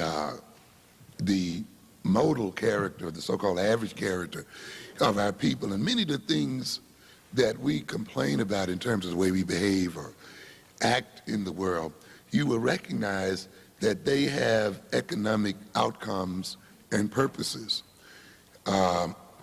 If we talk about, for instance, the lack of so-called self-confidence, have indicated how the lack of self-confidence in our people reduces entrepreneurial spirit in our folk. And therefore, the breeding of a lack of self-confidence becomes a way of knocking us out of economic competition with other people, while at the same time trying to state that we are free to compete. Or the degrading of black physiognomy, making us feel unattractive, motivates us actually to buy white cosmetics from white companies. And of course, say in the case of Michael Jackson and others, to actually engage perhaps in surgical operation and other procedures that also enrich other people.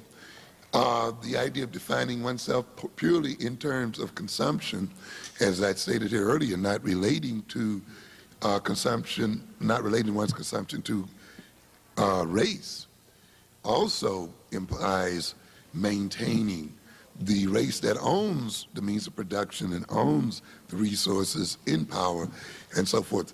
So you will see these definitions, whether they are of race, whether they are of characteristics, whether they are stereotypical labels, ultimately devolving back to some type of political, economic, or other kind of advantage for other people.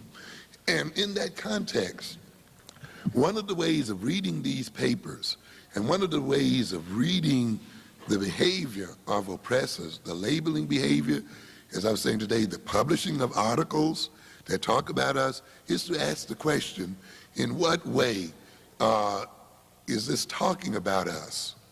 Or in what way is this writing about us ultimately designed to maintain their group advantage? What kind of mentality are they trying to maintain or create as a way of maintaining themselves? Because ultimately, the thing that runs through all of these labeling processes, this designation processes, ultimately the thing that runs through them all is an attempt for the group that's doing the naming and making the designations to maintain its power over the consciousness and ultimately over the behavior of those named. Any other questions for Brother Amos? Brother Amos, one of the things that Cleveland Robinson is saying too is, just right on what you were saying, is that it's a way to be able to sell your own children. Do what, pardon me? A way to sell your own children. You know, a planter has a child, and he can get more benefit by selling that child, but not if he acknowledges his child, so he labels it an octoroon. Okay. So it reminds me of our market definition when we tell our children why they should get an education, and often you get the statement so that they can make themselves more marketable. And we sort of talk about education as a tool, the means by which we can sell ourselves. You see, again, and if you look at the way after we define ourselves and define our education, it's defined along market terms. And so you do, again, have that commercial, economic aspect to definition and in terms of power. Yes, ma'am. Professor Amos, my question has to do with the population of black males, and I hope you can answer it. It's probably one that requires research that I haven't done, and I hope you can shed some light on it. We read continuously about the extinction of the black male, the destruction of the black male, the disappearing black male, and this is psychologically very damaging for Africans to continue to hear this. Do you or anyone that you know of have actual figures, comparative figures, on the black male population? Is the black male population disappearing as we are continuously told, or what is actually happening with that population? I don't have any figures other than what would be available to me, and I'm not saying they're not around, than what would be available to me from the Census Bureau, because frankly I have not researched those figures. However, I think when people talk about the disappearing black male and so forth, or the extinction of the black male, they are in part referring to the tremendous increase in homicidal deaths, you see, from say maybe 2,000 a year in the early 60s or something to 20,000, you know, within a relatively short period of time. And the increases in suicidal death rates in that vein. And those are direct death, you know, just direct killing, direct homicide. And of course, the homicide and suicide through slow motion of drugs, crack, cocaine, those forms of drugs which did not exist prior to particular times, and the increasing number of black males being incarcerated in the prisons, as well as the decline in the life expectancy rate of black males and black people. In fact, we've noted that the life expectancy rate of blacks on the average has declined instead of increased. A great deal of that decline, if not the very bulk of it, can be accounted for through the death of black males. So while I may not be able to give you absolute number in the fullest sense, the sense of the black male being endangered, being in trouble and being endangered of extinction, I think is generated out of these kinds of figures. The lack of, and the miseducation of black males, the misdirection of black males, unemployment, and the other issues we talk about, while it may not kill black males directly, is making black males and ultimately the black group vulnerable to being killed and to death. And this is a part of the concern as well. It has removed our capacity to defend the race. And so we not only talk about the endangered black male as an ongoing and current activity, but as a real possibility in the future. Because looking at the history of whites, we know that these people tend to exterminate those people that they find economically useless. And of course, the Indian is the greatest illustration of that to begin with. And as we talk about black males being left out of the job market and created by whites and not contributing to the white job market and not being seen as being of any use to whites, we can pretty much bet that following up on that evaluation, there will be a genocidal move against black people. So it's with these things in mind that we should talk about them, even though it does depress some people and it may in some instances be misinterpreted. It's very important, though, that we not fudge over what is going on and what could possibly happen. Yes, sir. Okay, as we talk about society, the job that we work in as it relates to the society is also to our oppression. Now, for us that work in these jobs, what kind of position should we take as African people to move towards liberation, being that just by working with, contributing towards our own oppression, what can you suggest that we take? What kind of stance do we take? I'm well aware, of course, when I talk about, maintaining the system of oppression and the dilemma that represents for us. And of course, survival requires, at this point, that we work for our oppressors. And of course, so when I talk about this, I'm talking more in a futuristic sense. But I'm also talking about us beginning to shape a consciousness and shape a set of social relations, a set of relationships with others, and building organizations and institutions that will transform this situation. And the answer is not too complicated because it really happens throughout history. When we look at history, we see a history of where people organize themselves to take back, to protect their wealth, and to get wealth from other people, even though that's a hard reality a lot for many of us to operate on. When I see blacks on jobs, and ourselves on jobs, and I'm a part of that force, to me, it becomes a matter of getting to know that job, getting to know that company, getting ourselves in a relationship where we can export the intelligence of that job and about that job, get ourselves in a position to take over that company if possible, to create rival companies and competitive companies as a group.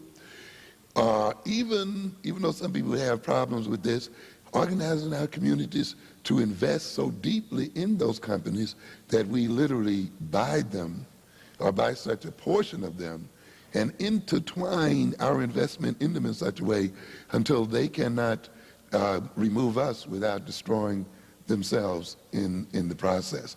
This example I mentioned about the Taiwanese, here in a sense, these people are they're literally buying American technology through their investing in American companies, using the American investment system as a means of giving themselves access to knowledge and information provided by that system. both to increase their wealth, their knowledge, and their technology, because ultimately that Taiwanese company is going to transfer that information and knowledge back to Taiwan and develop an aerospace industry to compete with the United States. Now, we have African countries in the Caribbean, Central South America. We have African countries, of course, on the continent. To a good extent, I've stated to people that I think the Africans in America are the cog in the wheel of African technological development, because we are in these companies. We are parts of these companies. We are familiar with these systems. The idea that African countries can start from ground zero and catch up with Asian companies and white companies technologically, I think is one that is very doubtful.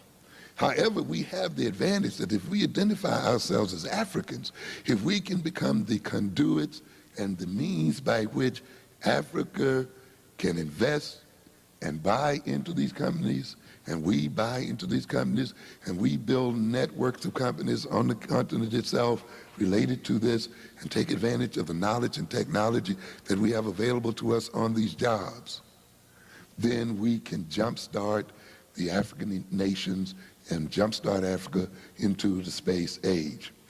So we should look at these jobs, since we are forced on them in many instances, in terms of how the knowledge, the techniques, and other things we learn from being on these jobs can be used and transferred back to African people, into African hands, and advance African economic, social, and political development. But it would mean that you got to get together with your workers on that job. And you want to, many white guys, for instance, move on jobs and stay on jobs merely to gain the knowledge and expertise to start their own companies. And in many instances then, we as black folk will have to come in there with that same kind of mentality. Mm-hmm. Okay. Mm-hmm. Yes, yes, ma'am.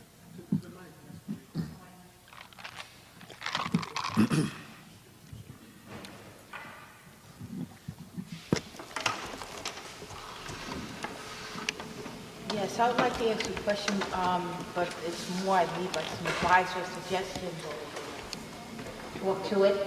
Okay. All right. Politically, like in the community that I'm in, I'm involved in a political party, and I'm finding that they're not really trying to empower the communities so that they could do on their own.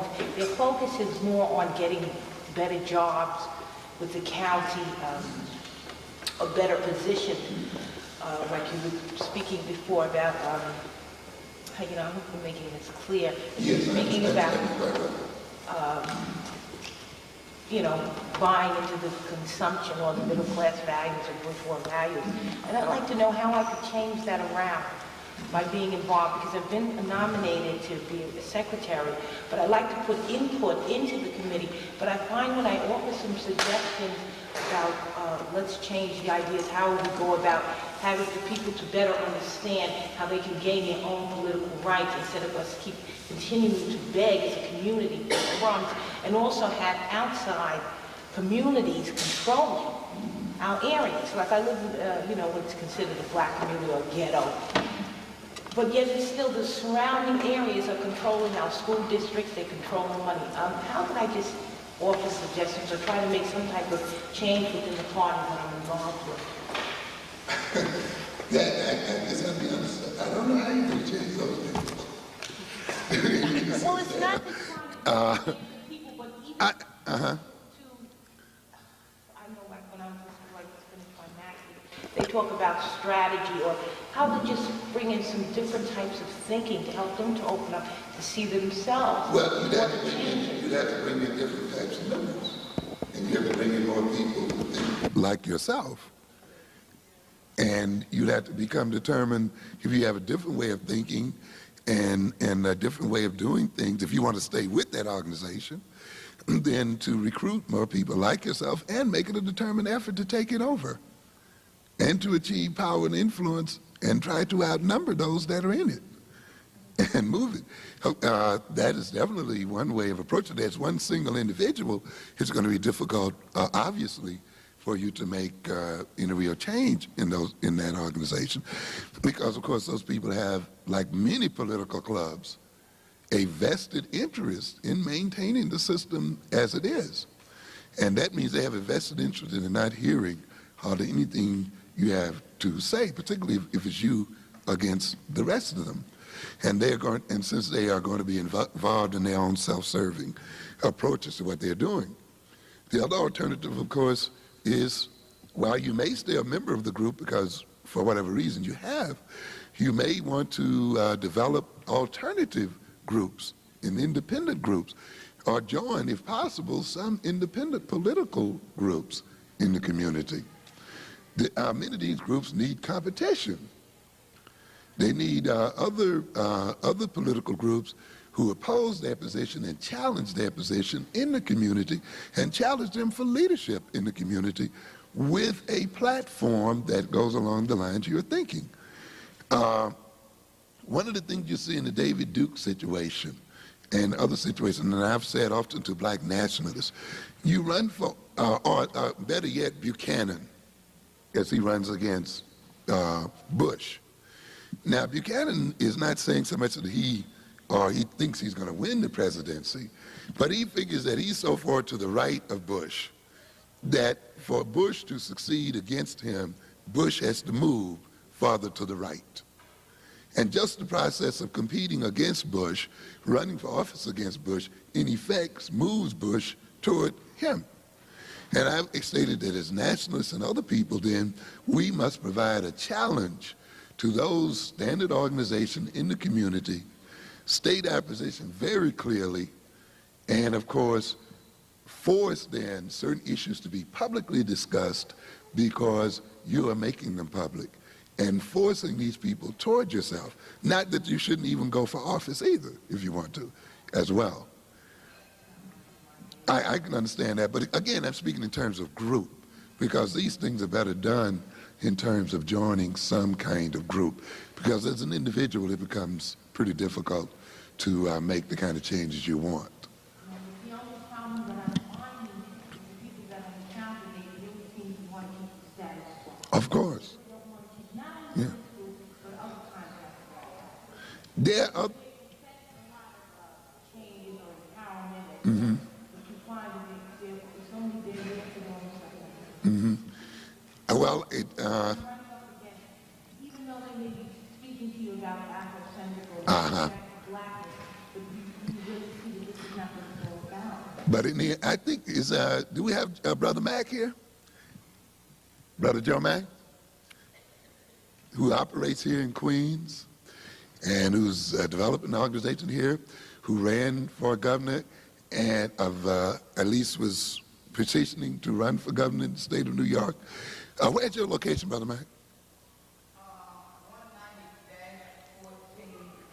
Jamaica Avenue. Very much into politics and the kinds of things in the Afrocentric sense and in the truest sense. It is through connecting people like Brother Mack here that you can run into some people who are truly committed to Afrocentrism and who are knowledgeable of the political system and structure and can give you the kind of support that you're seeking. So I suggest perhaps you might want to speak with him for a minute or two, since he is operating here in the borough itself.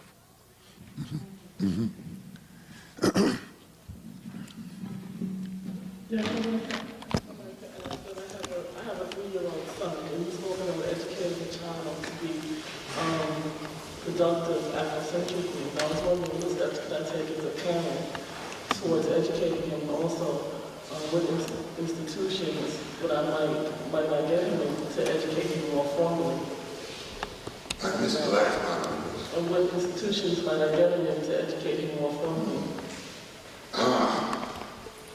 Well, of course, the number one education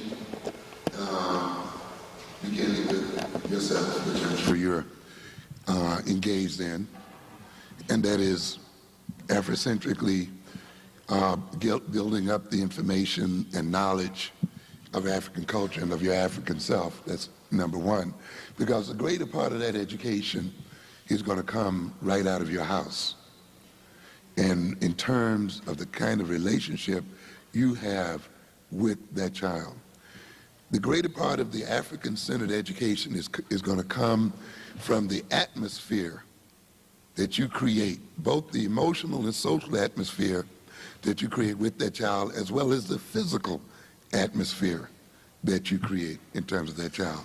And making African culture live in yourself and in that house in terms of, from its very decorative nature, in terms of the books, in terms of the conversations that go on in there, in terms of the cultural events that you and he attend together as such, to immerse him into the culture. Not so much to preach at him. You don't have to spend a lot of time preaching, but being a part of African people, African events, African culture, and exhibiting it on all the levels you possibly can. And then, and this is, of course, is an ongoing, never-ending process that's going to go on until he's 18, 19, 20. On top of that, then, learning where the African-centered institutions are, or programs, after-school programs, or evening programs, other things like that, and introducing him to those programs. I don't have any material directly at hand. However, I do have lists of African independent schools and African-centered independent schools that if you want to get in touch with me, I can let you know about where they are here in this borough so that you may want to introduce him there. But also be sure and think of yourself as his most important teacher, you see, and prepare yourself to teach this child, and you can do it. You don't need a formal credentials and all that kind of stuff. You need to immerse yourself in the knowledge of your own culture and into the knowledge of history. And on top of that, build into him through your own work a high level of competence. That means mathematics, reading, and other kinds of real intellectual skills. So that in gaining a sense of competence, he also gains a sense of self-esteem along with his African pride. And with those things, I don't think you should have any problems. The other thing, of course, if you can, is to associate with other African-centered mothers and families like your own, and bring him into contact with those as a part of his social life and his social existence. You can get in contact with me about some specific programs if you want to a bit later on. I guess this is it. Thank you very much for your attention. Looking forward to seeing you again soon. Thank you.